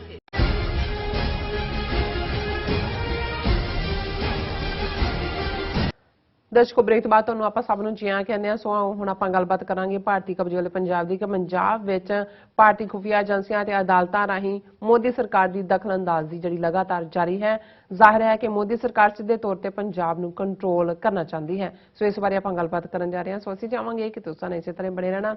ਦੇਖਣ ਸੁਣਨ ਲਈ ਲਿਖਣ ਲਈ ਤੁਹਾਡਾ ਸਭ ਦਾ ਬਹੁਤ ਬਹੁਤ ਧੰਨਵਾਦ ਜੀ। ਡਾਕਟਰ ਸਾਹਿਬ ਕੀ ਕਹਿਣਾ ਚਾਹੋਗੇ? ਦੇਖੋ ਬੇਸ਼ੱਕ ਭਾਰਤ ਦਾ ਸਾਰਾ ਹੀ ਇਲੈਕਸ਼ਨ ਸਿਸਟਮ ਸ਼ੈਮ ਹੈ, ਇੱਕ ਫਰਾਡ ਹੈ। ਔਰ ਜਦੋਂ ਅਸੀਂ ਪੰਜਾਬ ਦੇ ਹਵਾਲੇ ਨਾਲ ਗੱਲ ਕਰਦੇ ਹਾਂ ਕਿ ਇਹ ਗੱਲ ਬਿਲਕੁਲ ਕਲੀਅਰ ਹੈ ਕਿ ਜੂਨ ਤੋਂ ਬਾਅਦ 84 ਤੋਂ ਬਾਅਦ ਆਲਮੋਸਟ ਪਿਛਲੇ 37 ਸਾਲ ਦੇ ਵਿੱਚ ਪੰਜਾਬ ਨੂੰ ਰਨ ਹੀ ਭਾਰਤ ਦੀਆਂ ਖੁਫੀਆ ਏਜੰਸੀਆਂ ਕਰਦੀਆਂ ਨੇ। ਔਰ ਉਹਨਾਂ ਦੀ ਗਿਣਤੀ ਕਿੰਨੀ ਹੈ, ਕੋਈ ਰॉ ਦੇ ਥੱਲੇ, ਕੋਈ ਇੰਟੈਲੀਜੈਂਸ ਬਿਊਰੋ, ਕੋਈ ਹੋਰ ਥਰਡ ਏਜੰਸੀ ਜਾਂ ਕੀ ਕ੍ਰੀਏਟ ਕੀਤਾ ਹੋਇਆ। ਕਈ ਵਾਰੀ ਉਹਨਾਂ ਨੂੰ ਇੱਕ ਦੂਸਰੇ ਦਾ ਵੀ ਪਤਾ ਨਹੀਂ ਹੁੰਦਾ ਕਿ ਕੌਣ ਕੀ ਕਰ ਰਿਹਾ। ਔਰ ਇਹ ਸਾਰੀ ਜਿਹੜੀਆਂ ਖਾਸ ਤੌਰ ਤੇ ਇੰਟੈਲੀਜੈਂਸ ਬਿਊਰੋ ਔਰ ਏਜੰਸੀਆਂ ਅੱਗੇ ਤਾਂ ਹੋਮ ਮਿਨਿਸਟਰ ਦੇ ਕੋਲ ਸੀ, ਉਹ ਡਾਇਰੈਕਟ ਇੰਦਰਾ ਗਾਂਧੀ ਨੇ ਪ੍ਰਾਈਮ ਮਿਨਿਸਟਰ ਦੇ ਥੱਲੇ ਕਰ ਦਿੱਤੀਆਂ ਸੀ। ਔਰ ਹੁਣ ਪ੍ਰਾਈਮ ਮਿਨਿਸਟਰ ਦਾ ਮਤਲਬ ਅਜੀਤ ਡੋਵਲ ਹੈ। ਔਰ ਉਹ ਕਿਸੇ ਵੀ ਹੱਦ ਤੱਕ ਜਾ ਕੇ ਪੰਜਾਬ ਦੇ ਵਿੱਚ ਕੋਈ ਵੀ ਗੈਰਤਮੰਦ, ਕੋਈ ਵੀ ਅਣਖੀ ਔਰ ਜਿਹੜਾ ਪੰਜਾਬ ਦੇ ਏਜੰਡੇ ਨੂੰ ਹਾਈਲਾਈਟ ਕਰ ਸਕਦਾ ਹੋਏ ਜਾਂ ਜਿਸ ਚੋਂ ਪੰਜਾਬ ਦੇ ਲੋਕਾਂ ਦੀ ਆਰਥਿਕ ਪ੍ਰੋਸਪੈਰਿਟੀ ਜਾਂ ਉਹਨਾਂ ਦਾ ਮਾਣ, ਫਖਰ ਔਰ ਆਜ਼ਾਦਾਨਾ ਸੋਚ ਨਿਕਲ ਸਕਦੀ ਹੋਏ, ਉਹ ਸੈਟਅਪ ਉਹ ਕਦੇ ਵੀ ਨਹੀਂ ਆਣ ਦਿੰਦਾ। ਪਿਛਲੇ ਅਸੀਂ ਪੀਰੀਅਡ 'ਚ ਦੇਖਿਆ ਕਿ ਕਿਵੇਂ ਪੰਜਾਬ 'ਚ ਰਿਪੀਟਡਲੀ ਪ੍ਰੈਜ਼ੀਡੈਂਟ ਰੂਲ ਰਿਹਾ। ਔਰ ਜਦੋਂ ਇਲੈਕਸ਼ਨਾਂ ਉਦੋਂ ਹੀ ਕਰਵਾਉਂਦੇ ਸੀ ਜਦੋਂ ਉਹਨਾਂ ਨੂੰ ਲੱਗਦਾ ਸੀ ਕਿ ਭਾਈ ਉਹ ਆਪਣੀ ਮਰਜ਼ੀ ਦਾ ਸੈਟਅਪ ਲਿਆਣਗੇ। ਕਦੇ ਬਾਦਲਾਂ ਦੇ ਉੱਤੇ ਏਜੰਸੀਆਂ ਦਾ ਪੂਰਾ ਹੱਥ ਸੀ ਉਹਨਾਂ ਦੇ ਸਿਰ ਦੇ ਉੱਤੇ, ਫਿਰ ਕੈਪਟਨ ਅਮਰਿੰਦਰ ਉਸ ਦੇ ਸਿਰ ਦੇ ਉੱਤੇ ਹੱਥ ਇਸ ਹੱਦ ਤੱਕ ਰੱਖਿਆ ਕਿ ਉਹ 4.5 ਸਾਲ ਬੀਜੇਪੀ ਦੀ ਚੀਫ ਮਿਨਿਸਟਰੀ ਕਰਦਾ ਰਿਹਾ। ਜਦੋਂ ਤੱਕ ਕਾਂਗਰਸ ਨੂੰ ਪਤਾ ਲੱਗਾ ਉਹਨੂੰ ਕੱਢਿਆ ਅਮਿਤ ਸ਼ਾਹ ਨੇ ਔਰ ਮੋਦੀ ਨੇ ਉਹਨੂੰ ਗੜ ਨਾਲ ਲਾਇਆ। ਔਰ ਹੁਣ ਤਾਂ ਉਹਨੇ ਆਪ ਇੱਕ ਮੀਟਿੰਗ ਦੇ ਵਿੱਚ, ਇੱਕ ਐਡਰੈਸ ਦੇ ਵਿੱਚ ਕਿਹਾ ਕਿ ਜੀ ਜਦੋਂ ਇਹ ਹੋਇਆ ਤਾਂ ਮੈਨੂੰ ਮੋਦੀ ਜੀ ਦਾ ਫੋਨ ਆ ਗਿਆ। ਉਹਨੇ ਕਿਹਾ ਵੈਸੇ ਤਾਂ ਮੋਦੀ ਜੀ ਨਾਲ ਮੈਂ ਜਦੋਂ ਚੀਫ ਮਿਨਿਸਟਰ ਸੀ ਪੰਜਾਬ ਦਾ, ਉਹ 2002 ਦੇ ਵਿੱਚ ਗੁਜਰਾਤ ਸੀ, ਮਿਲਦੇ ਰਹਿੰਦੇ ਸੀ। ਔਰ ਉਸ ਤੋਂ ਪਹਿਲਾਂ ਇੱਕ ਚੋ ਕਹਿ ਚੁੱਕਾ ਹੈ ਕਿ ਜੀ ਜਿਹੜੇ ਆਰਐਸਐਸ ਦਾ ਵੱਡਾ ਨਾਨਾ ਜੀ ਦੇਸ਼ਮੁਖ ਸੀ, ਉਹ ਮੇਰੇ ਪਿਓ ਦਾ ਵੀ ਦੋਸਤ ਸੀ। ਮਤਲਬ ਉਹ ਹੁਣ ਪੀੜ੍ਹੀਆਂ ਦੀ ਸਾਂਝ ਜਿਹੜੀ ਹੈ ਉਹ ਹਿੰਦੂ ਤਵੀਆਂ ਦੇ ਨਾਲ ਕੱਢ ਰਿਹਾ। ਪਰ ਉਹ ਕਹਿੰਦਾ ਜੀ ਮੈਨੂੰ ਮੋਦੀ ਜੀ ਨੇ ਬੁਲਾਇਆ ਔਰ ਉਹਨਾਂ ਨੇ ਕਿਹਾ ਜੀ ਆਪਕੇ ਸਾਥ तो बहुत बुरा किया कांग्रेस ने। कहना हाँ किया। उन्हें कहा जी, फिर आप हमारे साथ मिल जाएं। कहता जी ठीक है, आपके साथ ही मिलेंगे।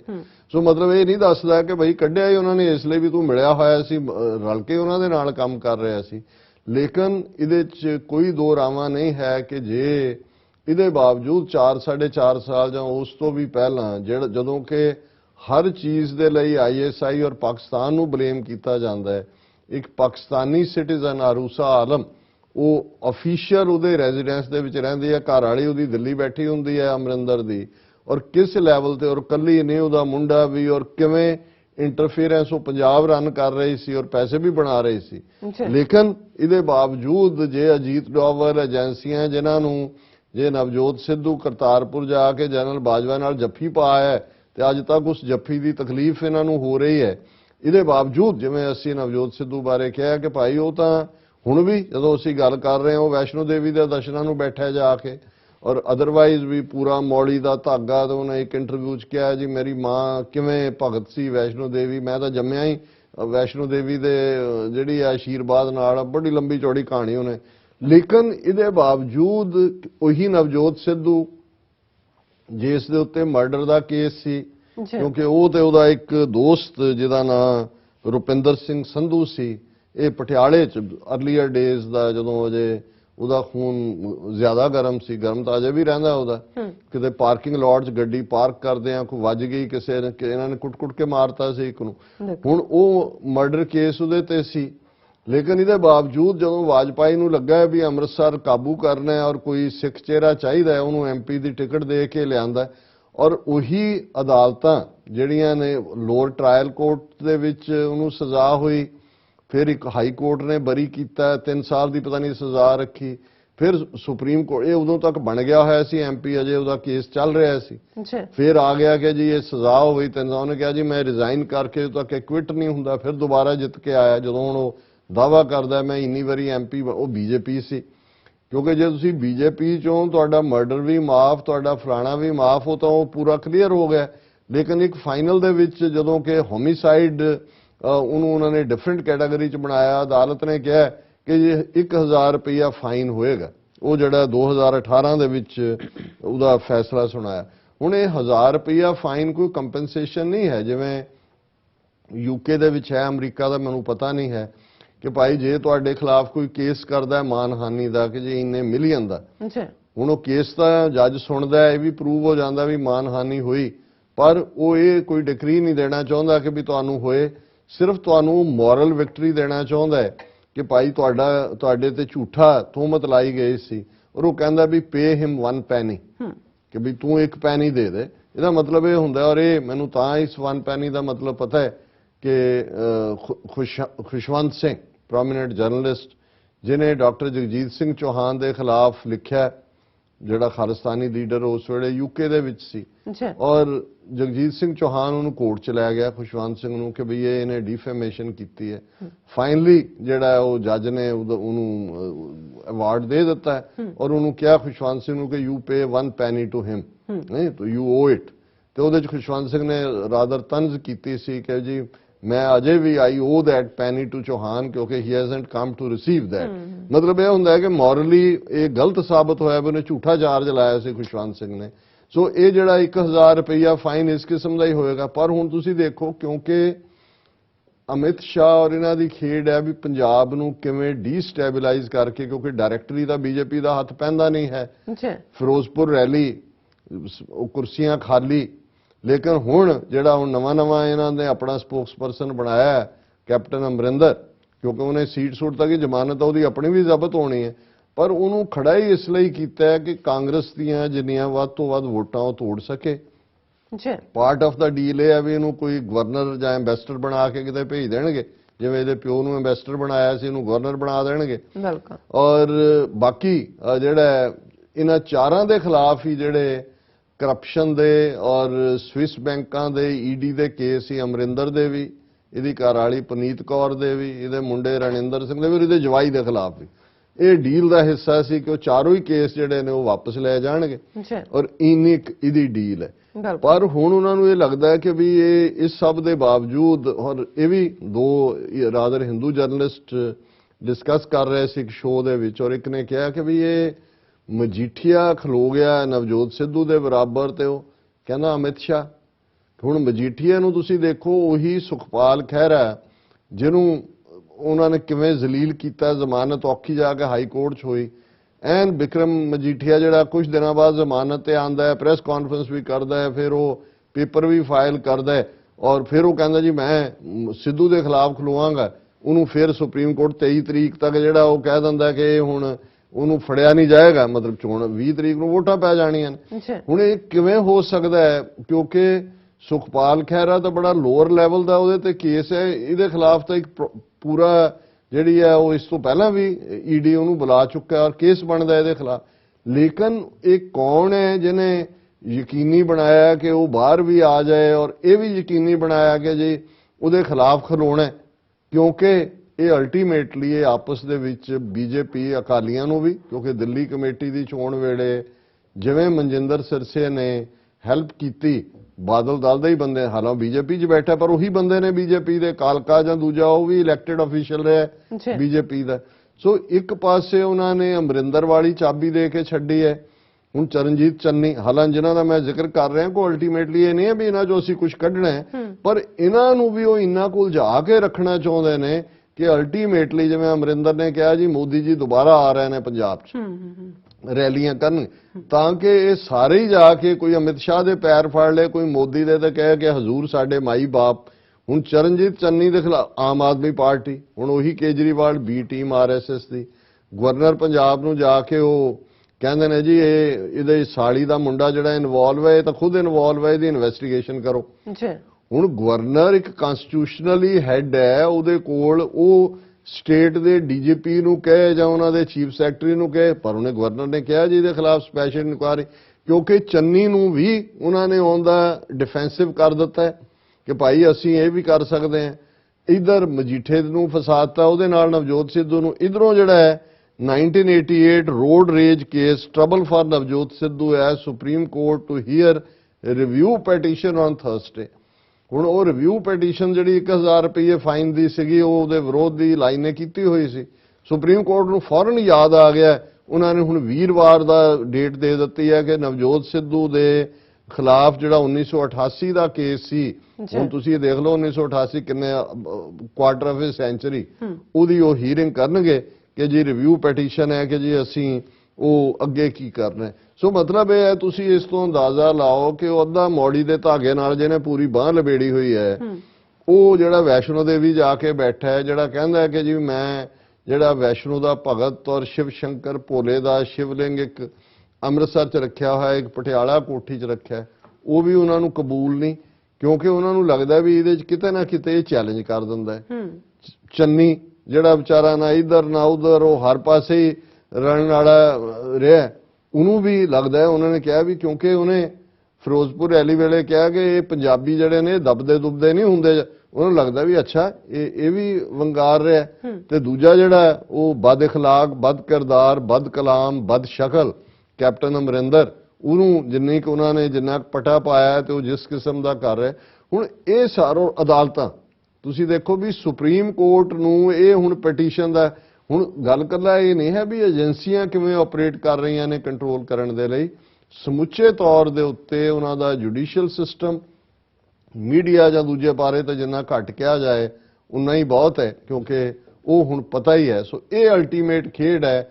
ਹੁਣ ਇਹਦੇ ਚੋਂ ਕੋਈ ਕੱਢ ਲੈ ਕਿ ਜੀ ਇਹਦੇ ਚੋਂ ਕੋਈ ਸਾਡੀ ਜਿਹੜਾ ਕੋਈ ਭਲਾ ਨਹੀਂ, ਕੁਝ ਨਹੀਂ ਹੋਣਾ, ਇਹ ਉਹੀ ਟ੍ਰੈਡੀਸ਼ਨਲ ਸਟਾਈਲ 'ਚ ਅਲਟੀਮੇਟਲੀ ਬੀਜੇਪੀ ਨੇ, ਔਰ ਜਿਹੜਾ ਹੱਲ ਹੈ ਅਲਟੀਮੇਟਲੀ ਉਹ ਮੁਕੰਮਲ ਆਜ਼ਾਦੀ ਹੈ, ਖਾਲਿਸਤਾਨ ਦੀ ਆਜ਼ਾਦੀ ਹੈ। ਹਾਂ, ਇਹ ਅਸੀਂ ਜ਼ਰੂਰ ਆਪਣੇ ਜਿੱਥੋਂ ਤੱਕ ਸਾਡੀ ਆਵਾਜ਼ ਪਹੁੰਚਦੀ ਹੈ ਇਹ ਅਪੀਲ ਕਰਾਂਗੇ, ਕਿਉਂਕਿ ਬਾਹਰ ਬੈਠੀਆਂ ਸਿੱਖ ਜਥੇਬੰਦੀਆਂ ਨੇ, ਡਾਇਸਪੋਰਾ, ਅਮਰੀਕਾ, ਕੈਨੇਡਾ, ਗੁਰਦੁਆਰਾ ਕਮੇਟੀਆਂ ਡਿਫਰੈਂਟ, ਉਹਨਾਂ ਨੇ ਐਂਡੋਰਸ ਕੀਤਾ ਕਿ ਸ਼੍ਰੋਮਣੀ ਅਕਾਲੀ ਦਲ ਅੰਮ੍ਰਿਤਸਰ ਦੇ ਕੈਂਡੀਡੇਟਸ ਨੂੰ ਵੋਟਾਂ ਪਾਈਆਂ ਜਾਣ। ਅਸੀਂ ਵੀ ਉਸ ਐਂਡੋਰਸਮੈਂਟ ਦੇ ਉੱਤੇ ਆਪਣੀ ਸਟੈਂਪ ਲਾਉਂਦੇ, ਲੇਕਿਨ ਇਹ ਮੰਨਦਿਆਂ ਹੋਇਆਂ ਕਿ ਸਿੱਖਾਂ ਦਾ ਅਲਟੀਮੇਟ ਸੋਲੂਸ਼ਨ ਕੌਮੀ ਘਰ ਖਾਲਿਸਤਾਨ ਹੈ, ਦਰਿਆਏ ਜਮਨਾ ਤੋਂ ਵਾਘਾ ਤੱਕ ਇੰਡੀਪੈਂਡੈਂਟ ਸੋਵਰਨ ਨੇਸ਼ਨ ਖਾਲਿਸਤਾਨ ਤੋਂ ਬਿਨਾਂ ਸਿੱਖਾਂ ਦਾ ਕੋਈ ਮਸਲਾ ਹੱਲ ਨਹੀਂ ਹੋਣਾ। ਜੀ ਡਾਕਟਰ ਸਾਹਿਬ, ਤੁਹਾਡਾ ਬਹੁਤ ਬਹੁਤ ਸ਼ੁਕਰੀਆ। ਸੋ ਇੱਥੇ ਲੈਣੇ ਬ੍ਰੇਕ। ਵਿਊਅਰਸ ਤੁਸੀਂ ਇਸੇ ਤਰ੍ਹਾਂ ਬਣੇ ਰਹਿਣਾ, ਮਿਲਦੇ ਹਾਂ ਆਫਟਰ ਦਿਸ ਸ਼ਾਰਟ ਬ੍ਰੇਕ।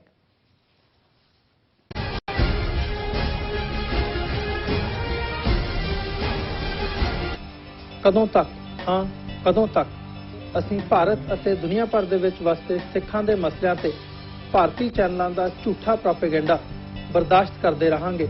ਆਓ ਮੇਰੇ ਨਾਲ ਜੁੜੋ ਪ੍ਰੋਗਰਾਮ ਗੁਫ਼ਤਗੂ ਵਿੱਚ। ਸਿੱਖ ਨਜ਼ਰੀਏ ਤੋਂ ਰੋਜ਼ਾਨਾ ਵਾਪਰ ਰਹੀਆਂ ਘਟਨਾਵਾਂ ਦਾ ਵਿਸ਼ਲੇਸ਼ਣ ਕਰੀਏ। ਲਾਈਵ ਕਾਲਸ ਅਤੇ ਈਮੇਲਸ ਰਾਹੀਂ ਇਸ ਪ੍ਰੋਗਰਾਮ ਦਾ ਹਿੱਸਾ ਬਣੋ। ਮੰਡੇ ਟੂ ਫਰਾਈਡੇ ਰਾਤ 9:30 ਵਜੇ ਸਿਰਫ TV 84 ਤੇ।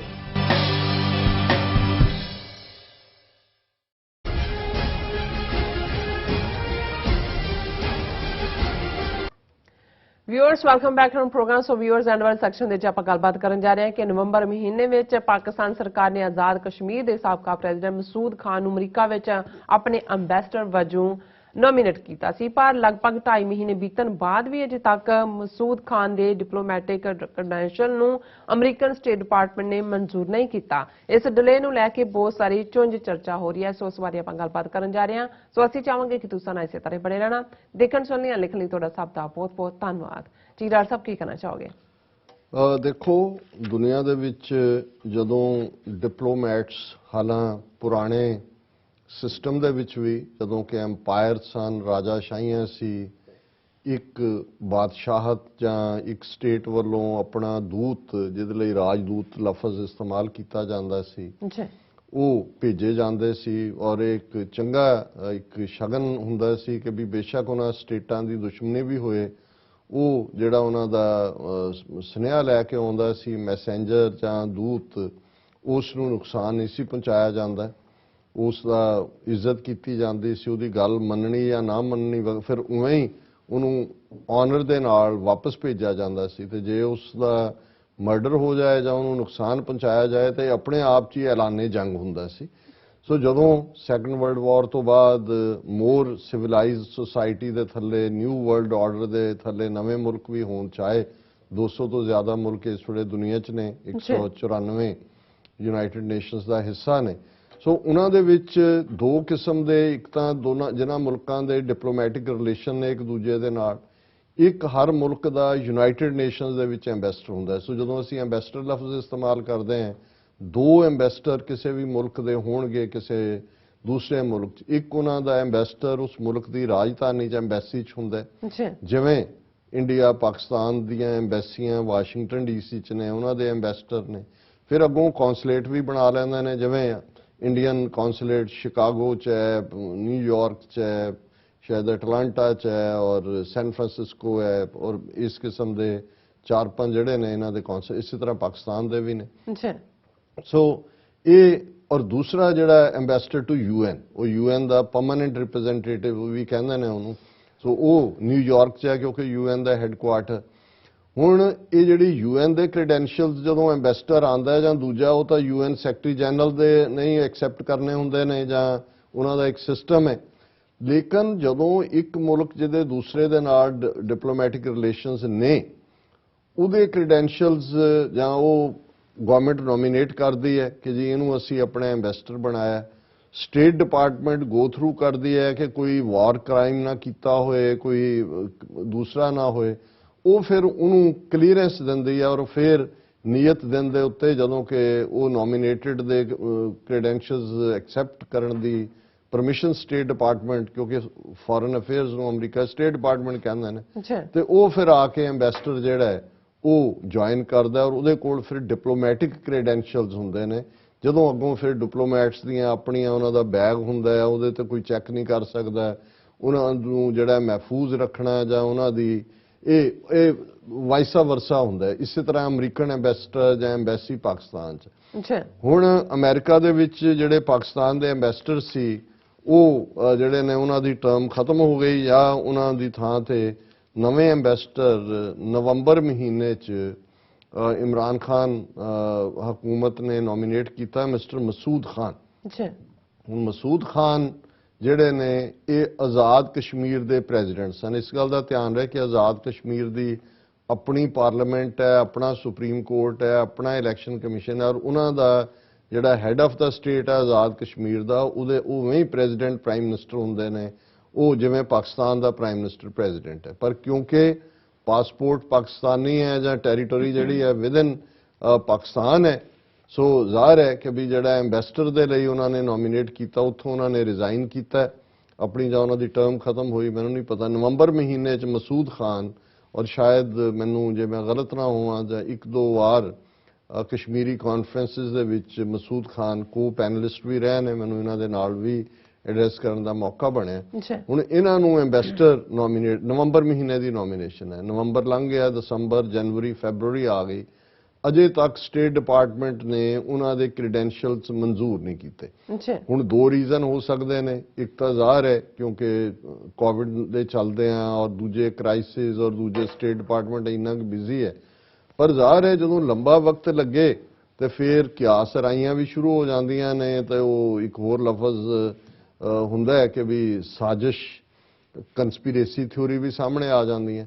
ਔਰ ਉਦੋਂ ਕੰਸਪੀਰੇਸੀ ਥਿਊਰੀ ਨੂੰ ਹੋਰ ਵੀ ਜ਼ਿਆਦਾ ਬਲ ਮਿਲਦਾ ਜਾਂ ਬਲ ਮਿਲਿਆ ਇਸ ਮੁੱਦੇ ਤੇ ਕਿ ਨਵੰਬਰ ਤੋਂ ਨੋਮੀਨੇਟ ਕੀਤਾ ਹੋਇਆ ਹੈ ਪਾਕਿਸਤਾਨ ਨੇ, ਕਿਉਂ ਨਹੀਂ ਐਕਸੈਪਟ ਕੀਤਾ, ਜਦੋਂ ਕਿ ਅਸੀਂ ਦੇਖਦੇ ਹਾਂ ਕਿ ਅੱਜ ਇੱਕ ਕਾਂਗਰਸਮੈਨ ਰਿਪਬਲਿਕਨ ਹੈ ਸਕਾਟ ਪੈਰੀ, ਜਿਹੜਾ ਪ੍ਰੋ ਇੰਡੀਆ ਲੌਬੀ ਦੇ ਨੇੜੇ ਹੈ, ਉਹਨੇ ਇਹ ਕਿਹਾ, US congressman urges Biden to reject Pakistan ambassador's designate terms him terrorist ਸਿੰਪੈਥਾਈਜ਼ਰ।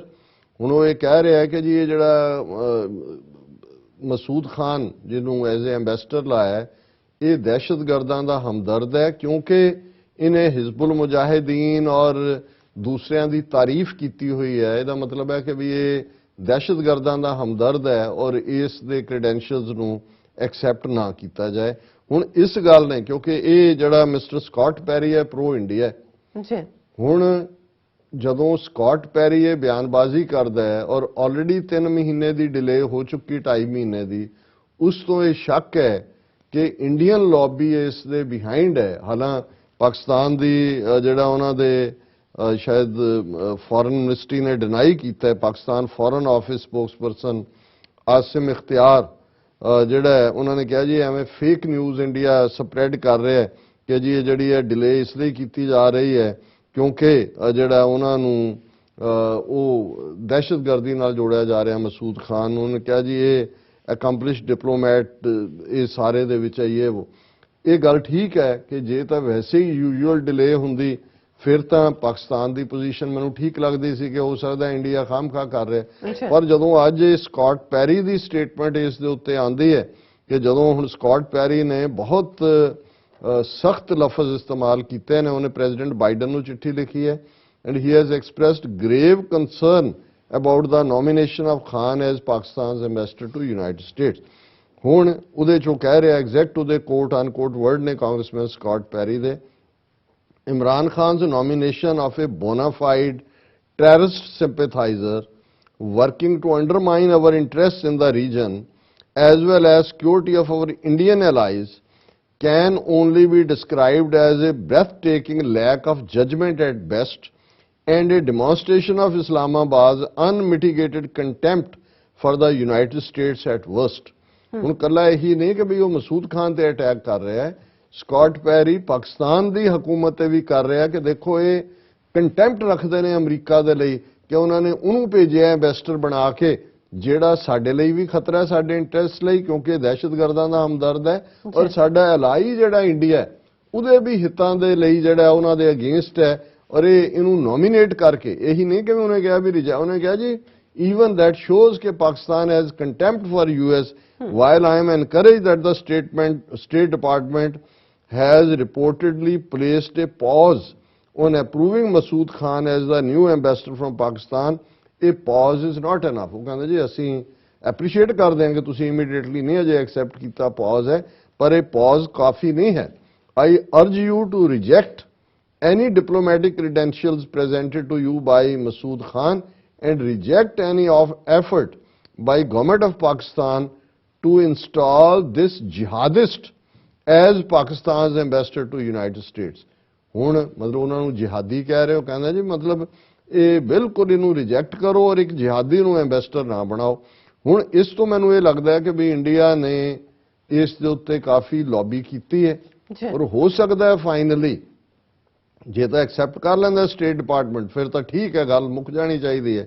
But in case ਇਸ ਨੂੰ ਦੇ ਜਿਹੜੇ ਕ੍ਰੈਡੈਂਸ਼ੀਅਲਸ ਨੇ ਮਸੂਦ ਖਾਨ ਸਾਹਿਬ ਦੇ ਰਿਜੈਕਟ ਕੀਤੇ ਜਾਂਦੇ ਨੇ। ਜੀ। ਫਿਰ ਜੇ ਪਾਕਿਸਤਾਨ ਨੇ ਗੈਰਤਮੰਦੀ ਵਾਲਾ ਨਾਂ ਦਿਖਾਇਆ, ਉਹਨਾਂ ਨੂੰ ਉੱਥੋਂ ਅਮਰੀਕਾ ਦਾ ਐਮਬੈਸਡਰ ਤੋੜ ਦੇਣਾ ਚਾਹੀਦਾ ਵਾਪਸ, ਬਿਲਕੁਲ। ਕਿ ਵੀ ਤੁਸੀਂ ਜਿਹੜਾ ਹੈ ਉਹ ਵੈਲਕਮ ਨਹੀਂ ਹੈਗੇ। ਜੇ ਜੀ। ਠੀਕ ਹੈ, ਜੇ ਫਿਰ ਹੁਣ ਇਸੇ ਲਾਈਨ ਦੇ ਉੱਤੇ ਹੀ ਹਾਲਾਂਕਿ ਹਕੀਕਤਨ ਹੁਣ ਜਦੋਂ ਚਾਈਨਾ ਦੇ ਵਿਜ਼ਿਟ ਦੇ ਉੱਤੇ ਇਮਰਾਨ ਖਾਨ ਨੇ ਉਹਨਾਂ ਨੂੰ ਵੀਆਈਪੀ ਟ੍ਰੀਟਮੈਂਟ ਮਿਲੇਗੀ ਔਰ ਆਲਰੇਡੀ ਉਹ ਸਾਰੇ ਦੇ ਉੱਤੇ ਚੱਲ ਰਿਹਾ।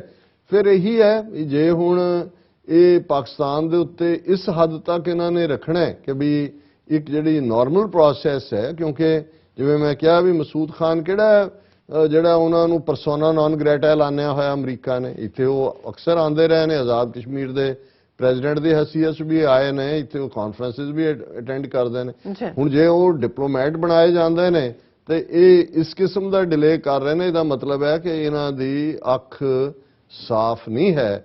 ਕਿਤੇ ਨਾ ਕਿਤੇ ਜਿਵੇਂ ਸਾਡੇ ਮਿੱਤਰ ਸ਼ੇਖ ਸਾਹਿਬ ਇਸਤੇਮਾਲ ਕਰਦੇ ਸੀ ਕਿ ਅੱਖ 'ਚ ਇਹਨਾਂ ਦੀ ਸਟੇਟ ਡਿਪਾਰਟਮੈਂਟ ਜਾਂ ਅਮਰੀਕਾ ਦੀ ਸੂਰ ਦਾ ਵਾਲ ਹੈ। ਜੀ ਡਾਕਟਰ ਸਾਹਿਬ, ਤੁਹਾਡਾ ਬਹੁਤ ਬਹੁਤ ਸ਼ੁਕਰੀਆ। ਤੁਸੀਂ ਆਪਣੇ ਵਿਚਾਰ ਸਾਡੇ ਦਰਸ਼ਕਾਂ ਨਾਲ ਸਾਂਝੇ ਕੀਤੇ। ਸੋ ਇੱਥੇ ਲੈਣੇ ਆਪਣੀ ਵੀਡੀਓ ਕੋਲੋਂ ਇਜਾਜ਼ਤ। ਵਿਊਅਰਸ, ਸਾਡੇ ਪ੍ਰੋਗਰਾਮ ਦਾ ਸਮਾਂ ਇੱਥੇ ਸਮਾਪਤ ਹੁੰਦਾ। ਤੁਸੀਂ ਆਪਣੀ ਰਾਏ ਤੇ ਸੁਝਾਅ ਸਾਨੂੰ ਭੇਜਣਾ ਭੁੱਲਣਾ ਸਾਡੇ ਇਸ ਪਤੇ ਤੇ sos@tv84.tv ਤੇ ਅਸੀਂ ਆਪਣਾ ਪ੍ਰੋਗਰਾਮ ਲੈ ਕੇ ਫਿਰ ਦੁਬਾਰਾ ਤੁਹਾਡੇ ਰੂਬਰੂ ਹੋਵਾਂਗੇ। ਤਦ ਤੱਕ ਲਈ ਮੈਨੂੰ ਤੇ ਆਪਣਾ ਸੁਣਾ ਗਿਆ ਦੋ ਦੇਖਦੇ ਰਹੋ TV84। ਬੁਲਾ ਦਿਓ ਫਤਿਹ। ਵਾਹਿਗੁਰੂ ਜੀ ਕਾ ਖਾਲਸਾ, ਵਾਹਿਗੁਰੂ ਜੀ ਕੀ ਫਤਿਹ। ਰੱਬ ਰਾਖਾ।